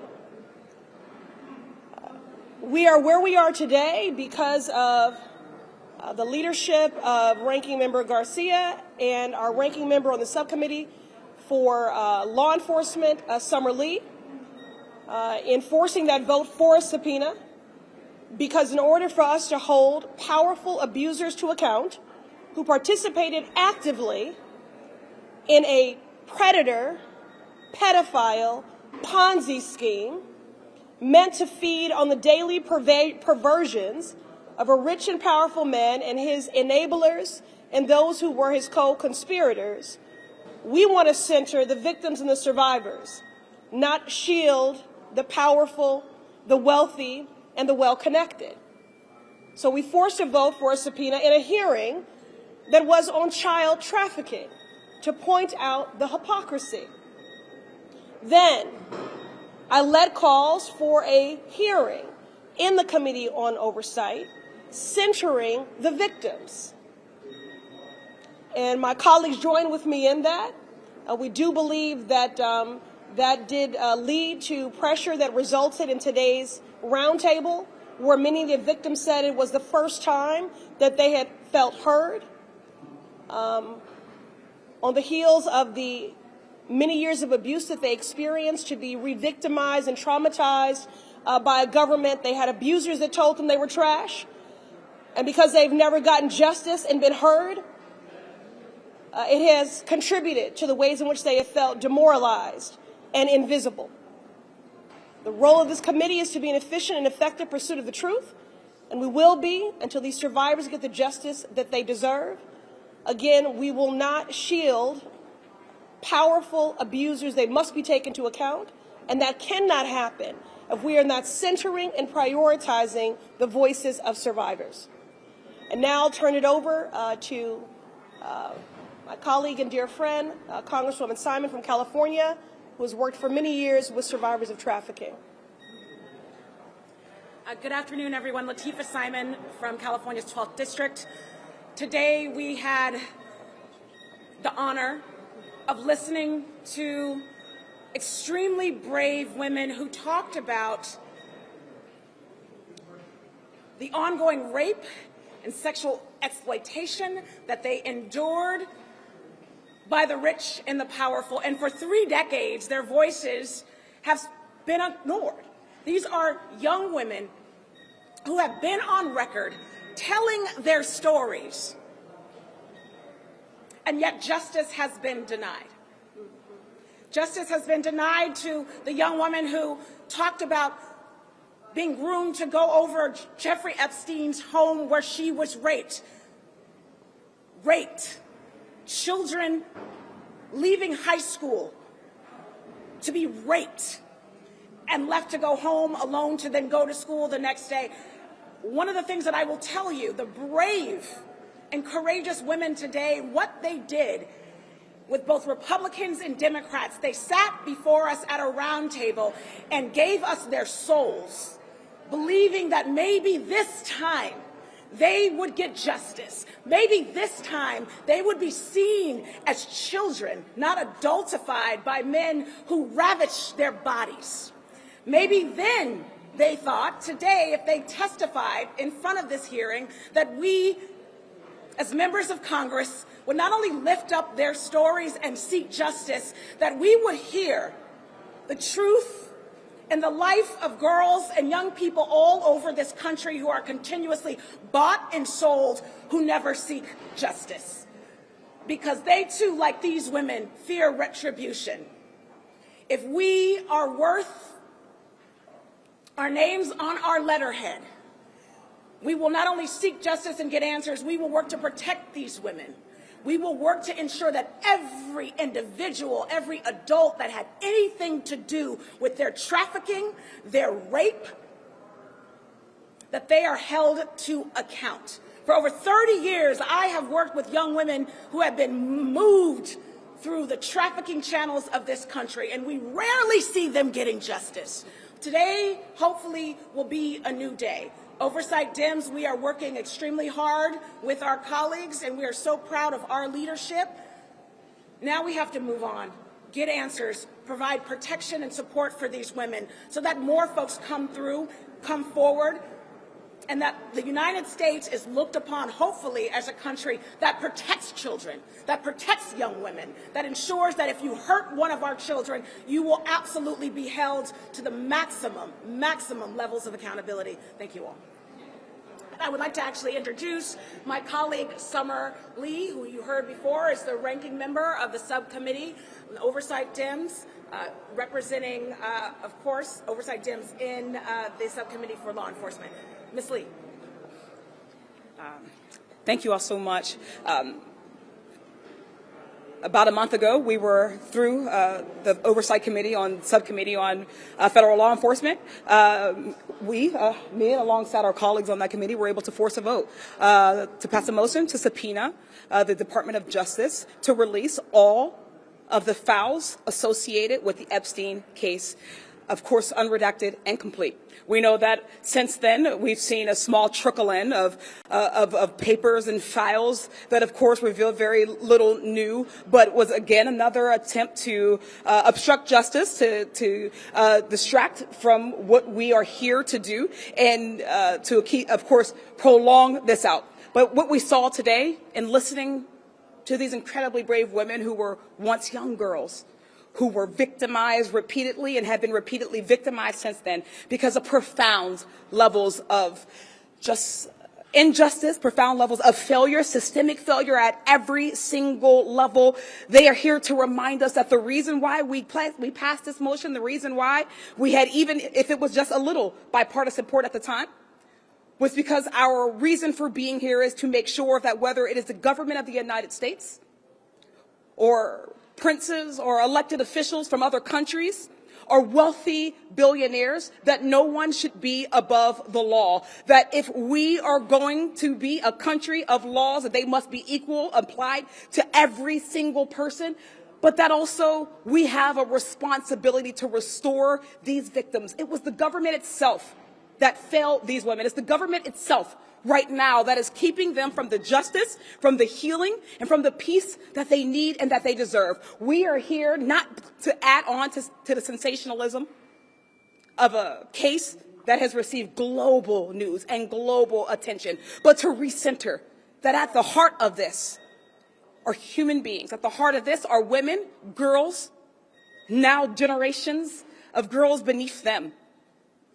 Though we were able to hear from a number of women today, we know that there were hundreds of women who were involved in this case. Hundreds of women, many of whom are unnamed, but hundreds of women who were victimized, who were sexually abused, and then re-victimized by the obstruction from the government. And behind them are millions of girls who have watched how our country, how society handles cases of sexual abuse. They have watched the rich and the powerful get off. They have watched, even in death, them be protected And we are here as Oversight Democrats to say that the time to step up, the time to push, to fight, to ensure justice is now, and today is why we are here to renew our calls, not just for an official hearing, as Representative Ayanna Pressley has called for an official hearing on the books within our committee. Though we are thankful for the roundtable that we had today, we affirm our calls for that. We also reaffirm our calls for the Department of Justice to hand over immediately all of the files within its custody, not just to ourselves, but also a reminder that, as we learned today, some of the victims themselves have not been able to access their own files. So we want to remind the press, we want to remind our country and the population that these women are still seeking justice for themselves, that they're still seeking healing for themselves, and to the extent that we are able to continue to keep our eyes on what the ultimate prize is, that we will do that, that we will continue to pursue justice in a way that does no more harm to these women and does no more harm to any of the victims, not just of Epstein, but of sexual assault across our country. Thank you. With that, actually, I'll be handing it off to our colleague from Texas, Representative Jasmine Crockett. Thank you so much. And first of all, let me just say that we are standing before you. We're having this conversation because of the Oversight Democratic leadership. And so I want to reiterate that it's the Democratic leadership on Oversight that has truly been able to move this forward. I'm sure many of you don't recall, but we were sent home early to try to avoid being able to take a vote on something like getting these files. We are about doing real transparency. We don't care who's in the files. We are going after you. So if I had to sum up what happened today, we heard the stories of victims, and honestly, we heard the story of at least one person that has never come forward before today. This was the very first time that she was telling anyone in a semi-public way her story. And if I had to summarize the theme, I would say that their theme was to do something. It is probably the theme of the American people in general right now when it comes to government, is that they want us to do something. So yes, we have the roundtable, but they actually want to see some action. The fact that this started off in the 90s, and we had someone who could talk about what happened to them in the 90s, but then you go down the line and you've got somebody that's telling us their story from 2008. These failures led to years and years of abuse that did not have to take place. And so the reality is this. Some think that this is all over, and some think that nothing else is going on. But if there was ever a RICO case, it would have been the Epstein case. So how we went from something that should have been RICO because of how sophisticated of a system this was, and this wasn't just one little sick old man that was doing stuff, but there were so many layers, whether we're talking about the banks that were involved, whether we're talking about those that worked for him, that helped him, whether we're talking about the monster known as Maxwell, and that's exactly how y'all need to refer to her. She is a monster. She is not a victim. So let me tell you, I want some action items to come out of this, because for once we somewhat look like we're bipartisan in the Oversight Committee. Number one, we need answers. We need answers on why it is that Maxwell was transferred from her current station or her former station in Florida down to Texas.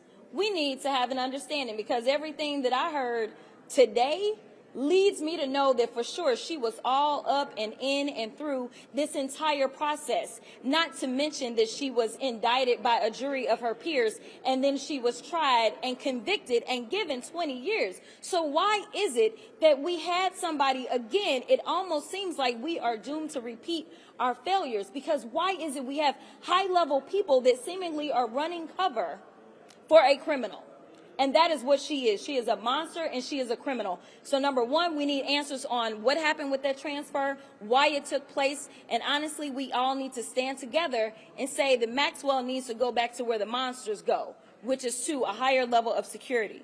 We also need to understand that Debbie Wasserman Schultz has legislation that she has been trying to push forward. And so in a bipartisan way, we all need to get behind Debbie, because we found, and what we learned is that there were loopholes as it relates to the Crime Victims Act. And so we've got to make sure that no other victims suffer in the way that they did when you have somebody like Alex Acosta that decides that he wants to play games and dismiss a case and never inform the victims of what's going on as is required by law. So we are going to have to fix those loopholes to make sure that that doesn't happen, because it took them 10 years of fighting this, and ultimately by the time they got to the end of it, well, it also was Jeffrey Epstein's end, and so there was not a resolution for that. And the final thing that I think that we need to do is, obviously, we need to continue to push forward and make sure that we get all the files, because we know that we have not received them all. Because I am standing in front of the press, I'm also going to make a plea. One of the things that I realized was that there's a lot of stuff that the DOJ may have, but honestly, if you don't have a thorough investigation, and I can't say if we had a thorough investigation or not, we have no idea. But the reality is that when you have investigators that go out and they collect information. I am not necessarily convinced that they even have gone out and done their due diligence to fully investigate this case in the first place. So if there's anyone in the public that believes that you have information that would be valuable, you've never been able to get through to federal agencies, or no one would listen to you when you try to go forward and bring information forward. I am asking that you trust Oversight DIMS and you bring that information to us. Or if you know where some information is contained, let us know so that we can then send subpoenas out that way. We want to do right not only by those that have already suffered under Epstein, but we want to prevent other trafficking rings that we know are out there. We want to make sure that we are doing right for future generations. So with that, I now have the honor of presenting to you the firecracker out of New Mexico. All right. Well, I'm Melanie Stansbury, and I represent New Mexico's 1st Congressional District. And I want to say that I'm truly stunned by what I heard today. The thing about being a victim of assault, of sexual violence, is that it not only steals your sense of self, it steals your dignity, it steals your ambition, it steals your hopes, it steals your dreams, and it steals your sense of personhood. And what we heard today is from a half dozen victims, some of whom have already pursued both civil and criminal suits against both Jeffrey Epstein and Ghislaine Maxwell, as well as from several who have never told their stories in public before. But before I turn to the substance of the case itself, I want to say to anyone out there who is currently experiencing abuse of any kind, we see you. We are here fighting for you, and we will fight for justice for every person who is experiencing sexual violence in this country, and that is what this case is actually about. But I want to be clear that what we heard today is a cover-up, and it is a cover-up of epic proportions, a cover-up involving the United States government, the justice system, rich and powerful individuals, a cover-up potentially involving foreign countries and foreign actors. And yes, here today in this House, as our colleagues are up in the House chamber in the Rules Committee, a cover-up by the Republicans in this chamber. Because as you will find out in the coming days and weeks, this goes all the way to the top. So let's be clear about that. There has been a systemic failure of the justice system for decades. A systemic failure to hold people who are powerful and have money to account, and that has allowed not just hundreds but potentially thousands of women, not only in the United States but around the world, to be bought, sold, and trafficked for sex, not only by Jeffrey Epstein but by his associates and his rich and powerful friends. And as these stories come forward, whether they're stories that have already been told, they're stories in those FBI files that have not been released by the Department of Justice and which they must release because of the subpoena, or whether they are stories of victims that have not yet come forward, we will hold you all accountable for this miscarriage of justice, for the abuse of these women, and the abuse of this institution to try to cover it up. because there happens to be a very powerful person at the top who doesn't want these stories out.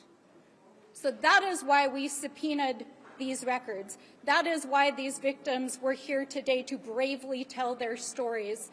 And whatever justice looks like in the coming days and weeks and years, we will follow every thread. We will follow every piece of evidence. We will follow every bank record. We will follow every investigation. We will follow every court order. And we will make sure that those who were abused by these men are held accountable. Thank you so much, Congresswoman Yasmin Ansari. I represent Phoenix, Arizona. This is incredibly difficult to do. We sat this afternoon listening to brave, courageous women in the face of threats to their lives and threats to their families' lives, in the face of retaliation from the highest ranking officials, from billionaires, from extremely powerful people that we haven't even begun to scratch the surface of. We sat there today listening to these brave women speak and tell us the truth about what has happened for decades in this country without any accountability whatsoever. Listening to them, I was in awe because I don't think I could have done what they did today. I think I would have been too scared and too fearful of what might happen to me. And the fact that some of these stories and the abuse that has been ongoing for so long, I was 4 years old when some of the witnesses, some of the folks in the room today began being abused by Jeffrey Epstein and Ghislaine Maxwell.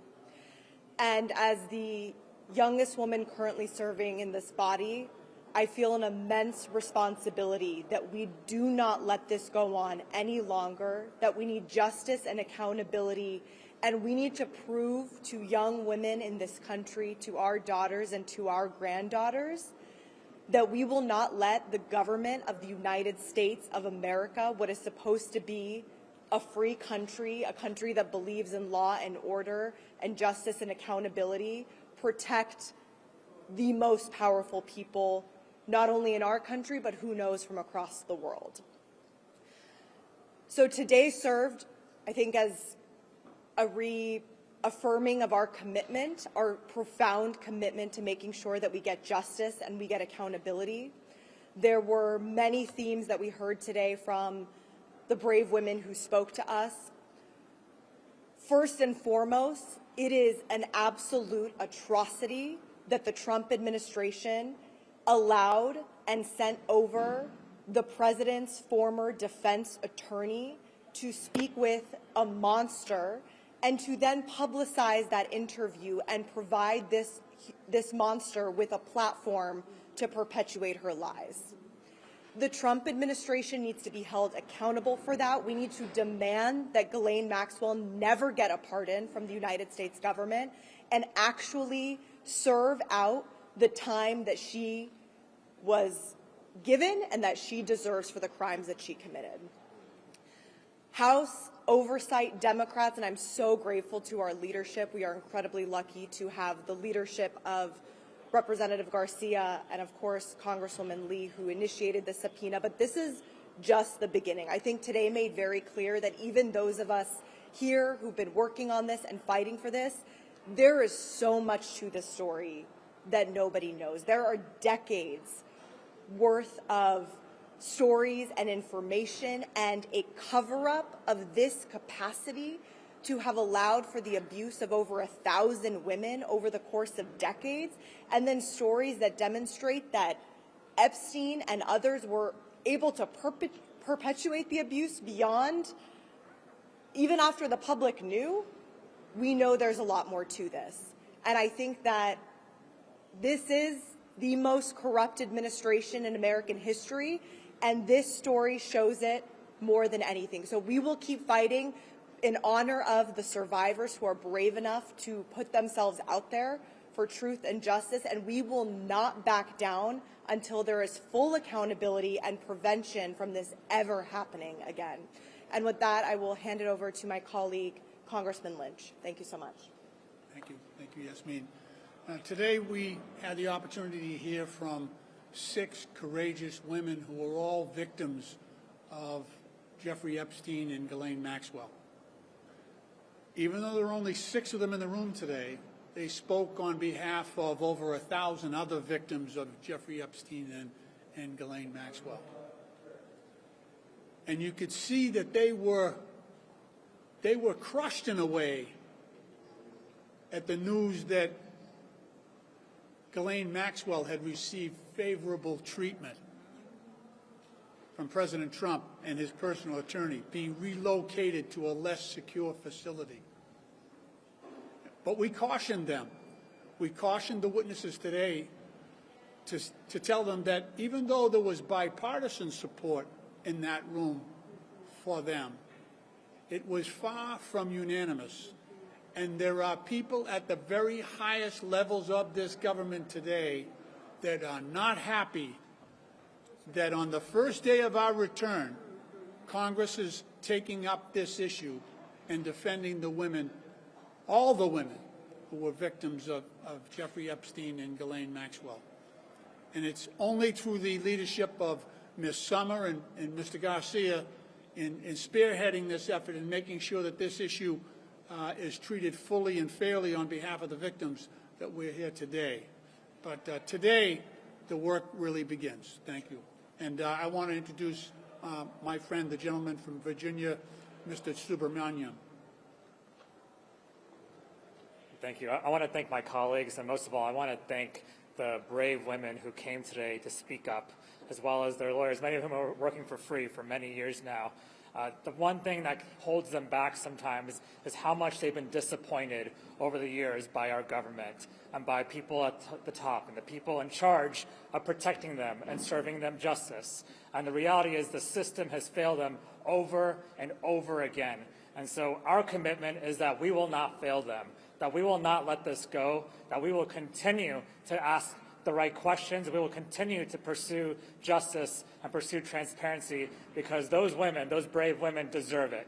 And so we will not let this go. And the president and this administration has a choice. They can either join the many people who covered up this person's crimes, or they can join the people who are going to seek justice and seek what the victims want, which is real justice. And so we are going to continue to pursue this, and we will not stop. Thank you. I'm going to hand it over to Mr. Min, California. Thank you all. It was a sobering few hours just now, and I want to thank the survivors who came forward, sharing their stories at great cost, great personal sacrifice. We talked to some women who had been followed in recent weeks, who received threats, and this compounds on decades worth of threats. But their story deserves being told. And one of the things that kept coming up was that there was the initial victimization, the assaults, the grooming, the abuse, but there was also a sense of re-victimization every time this story came up again, every time it became clear that justice would be deferred again. And I just want to remind you all that we're here because Pam Bondi and Kash Patel, the Attorney General and Director of the FBI, said that there were no Epstein files just a few weeks back. And that has led to all this controversy. It's what led to this moment today. And I just want to repeat something. What we learned in there makes it very clear that not only are there Epstein files, that there are a vast quantity of very pertinent and salient Epstein files that show a roadmap to who is responsible, what was going on here. There are bank records. There are thousands of hours of witness interviews, some of which the witnesses themselves have never had access to. We deserve answers at this point. And just building on what was said earlier, I want to conclude with this because one of the survivors in there said something that really stuck with me. Right now, young women and girls throughout this country are watching very closely to see if the United States government is going to step up and protect them, if we're going to protect them from sexual assault and abuse and human trafficking. And this is our moment to affirmatively answer the question, no. Hell no, that in the United States we're going to step up with this Oversight Committee, with the leadership of Ranking Member Garcia. We're going to step up and demand those answers. We're going to demand accountability. So thank you all. And with that, I have the pleasure of introducing my colleague from St. Louis, Wesley Bell. And I'll make this brief. I had a couple quick takeaways. One, as a prosecutor, I've sat in meetings with victims on cases like these, and you never get used to it. Looking these folks in the eye, the courage that it takes for them to speak their truth and to talk about how they were harmed, it resolves us and makes us laser focused on the fact that we have to get to the bottom of this. We have to get to the bottom of this. What we've seen, these crimes, this cover-up, the scale of it, and I've been involved in prosecutions of a lot of folks, but the scale of these crimes that we're seeing to the highest levels of governments and is of biblical proportions. And so, and I'll say this to the media as I close. Anyone who tells you that downplays this, that says that there's nothing to see here, there's nothing to look at them. Because we have to get to the bottom of it, and what we saw in there, these survivors, is courage. We stand with them, and we're going to work with them and find justice though the heavens fall. Garcia. Just to close, two things. One is Donald Trump has the power right now to release all of the Epstein files and documents. Right now. The DOJ is refusing to release the documents that have been subpoenaed. So there is a White House cover-up at the very highest level in getting the American public the information to bring justice to these victims. And I think it's very important for everyone to understand that. The second thing that's important is in the days ahead, we already know we're going to hear from some of the victims tomorrow.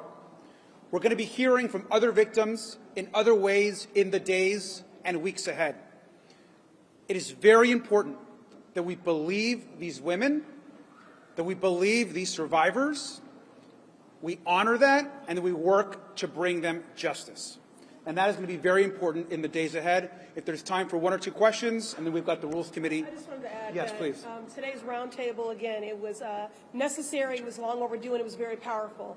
And it is why I continue to call for a congressional hearing, because their stories need to be a part of a congressional record, and the entire public needs to understand just how systemic and how far and wide and how deep this institutional betrayal goes. So that congressional hearing still needs to happen, and this discharge petition still needs to go to the floor.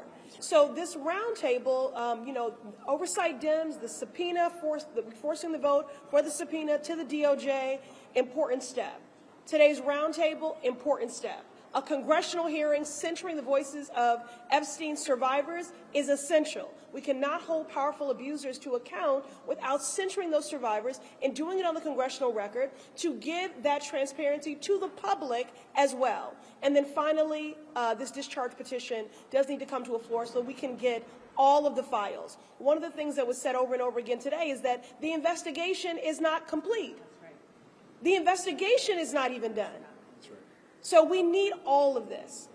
Is there a question or two? Yeah, how confident are you that the discharge petition will get enough people signing on to make it to the floor? And if it doesn't, Well, there's been enough Republicans that have said that they're going to sign it. It's on the ball's in their court. If Republicans really are going to be focused on transparency and openness, they're going to need to sign that petition. And it's an important part. So we're calling on Speaker Johnson, who was here hearing these victims, to encourage his members to sign that petition. Speaker Johnson said earlier that he thinks that this discharge petition is moot because of the work that the Oversight Committee is doing. Obviously, the subpoenas went out in large part because of your efforts. I'm curious what your response is to that, given that the DOJ has told Chairman Comey that they're going to... Speaker Johnson tried to end the last session. In fact, he ended it early to avoid any more discussion about the Epstein files. It's thanks to the work of our subcommittee, Congresswoman Lee and her leadership, that actually forced that release. And now, every step of the way, as far as what Republicans have disclosed, we have forced them or pushed them to do.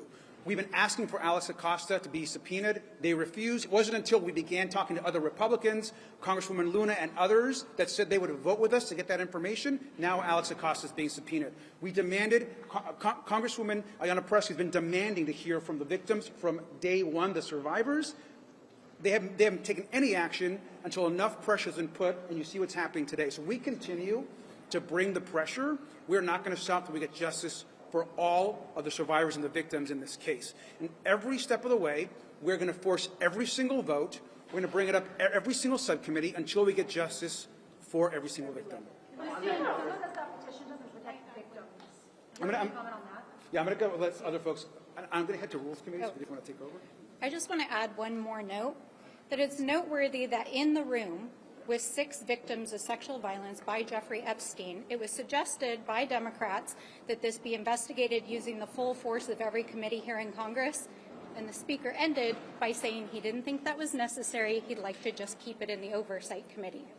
I would like to point out to you all, this is the same Oversight Committee that tried to impeach Biden, the same Oversight Committee that's been shielding Donald Trump, and it's the same Oversight Committee that we know is working collaboratively with leadership in the White House to shield them from accountability. So I think you can draw your own conclusions about those comments, but that is where the Speaker actually chose to end this conversation. I'm just going to... It was in the room with the victims, even with the victims in the room. No, I was just going to add about that alleged mootness. After hearing their stories and talking about the fact that they have been trying to go to all levels of government since the 90s, what we should do is make sure that we do everything that we can to make sure that we finally get some semblance of justice for them. So if that means that there's an extra vote that doesn't really take us very much time, even if he believes that it's moot, it's worth it so that those victims feel like we are actually serious. We need to pull every single lever that we have. And right now, I could hear and see within them, they kept saying, we're believing and we're trusting you, right?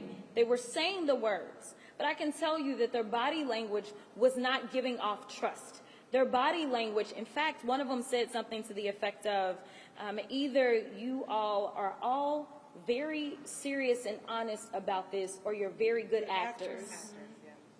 We're going to find out who's real, and we're going to find out who the real actors are. And so that is why anyone who believes that this matters, they should sign the discharge, and they also, they being the Republicans, should go to their leadership and demand a vote be had on the floor. Well, the argument, to follow up on the question that was asked, was that one of the arguments that's being made both by the Speaker and by Republicans before you all left for recess was that there's not enough language in the discharge petition that would protect the victims. It would handle some of the redactions that I know you all are doing in oversight. So Can I just say to you, to your question, you're asking us, you're asking the oversight Dems, where our leadership pushed a vote to crack this thing open. You're asking us to do the right thing. We're here. We're the ones who stepped to those survivors after and thanked them and asked them if they were safe tonight.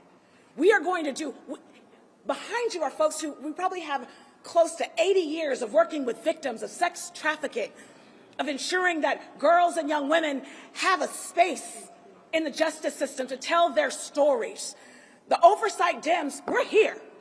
We're here. When you don't have the House and you don't have the Senate, we're pushing and using every tool that we have. And why this is important, it is about Epstein, it is about these survivors, but moreover, it is about an administration that refuses to tell the truth, that refuses to protect young girls. It is about an administration that wants you to look away. Well, we heard girls today who are in their 30s who talked about being raped when they were 14. We heard a young girl talk about being told that she would be able to pay for her mother's cancer treatment if she just cooperated. And we're talking about folks in this building and at the highest levels of government potentially being implicated. You ask the Republicans the same question. You ask them what they're going to do to step up and protect young women all over this country who were trafficked from state to state, to be raped and their bodies literally ravaged. That's a quote. Young women in there who are talking about they need to step forward because they too have little girls. They too want to make sure that their girls can look up to them. They want nothing but to be heard.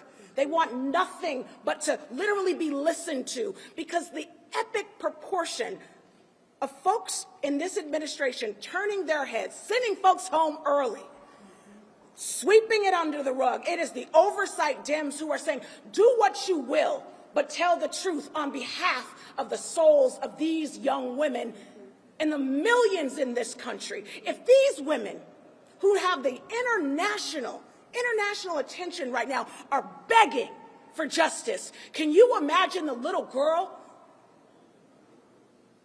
downtown in any American city by herself being trafficked? That's why this is important. If you have people at the highest levels of government potentially implicated in the rape and the trafficking of these young women, we would do the right thing. You ask the Republicans what they're going to do, because we're here. We good. We're saying we got you. We want to protect you, whether it's your county courthouse or literally in the Oversight Committee in the Supreme, wherever it takes. You deserve justice, and that's every girl. And I would ask my Republican colleagues to prove that they will break their legacy of treating trauma with more trauma and shielding predators, from Jim Jordan to Matt Gaetz to Donald Trump and now to Jeffrey Epstein. They've got a hell of a track record. They might want to try to break that up. In the words of Edmund Burke, the only thing necessary for evil to triumph is for good men and women to do nothing. Are we going to step up and be good men and women so that evil does not triumph? And I'm going to close on the final thing, which is the most important. For people that would wonder, how high are the stakes here? This is a matter of life and death. Because Virginia Giuffre took her life after decades of failure, and there are victims that can no longer come forward because they're in a fetal position, so broken by the weight of what they've been carrying, shame that they've been carrying when it is not their shame to carry. So Virginia Giuffre took her life because of the institutional, consecutive failures and betrayals of our government. So this is a matter of life and death. I just but to get to this thing about this excuse, because that's what it is. All it is that the speaker is giving an excuse, saying that this is about protecting the victims, and that's the reason. I'm sorry, but we have tools. Now, granted, I'm not sitting in rules right now, but we have things known as amendments. You can fix anything that is broken. So if you feel as if the problem is that the legislation isn't perfect, and Lord knows we are good about pushing out imperfect legislation in this body, we do have tools that can fix it. This is nothing more than an excuse for him not to push forward and try to say that it's on behalf of the victims. But if the speaker knows his job, then he knows how to fix legislation that has problems.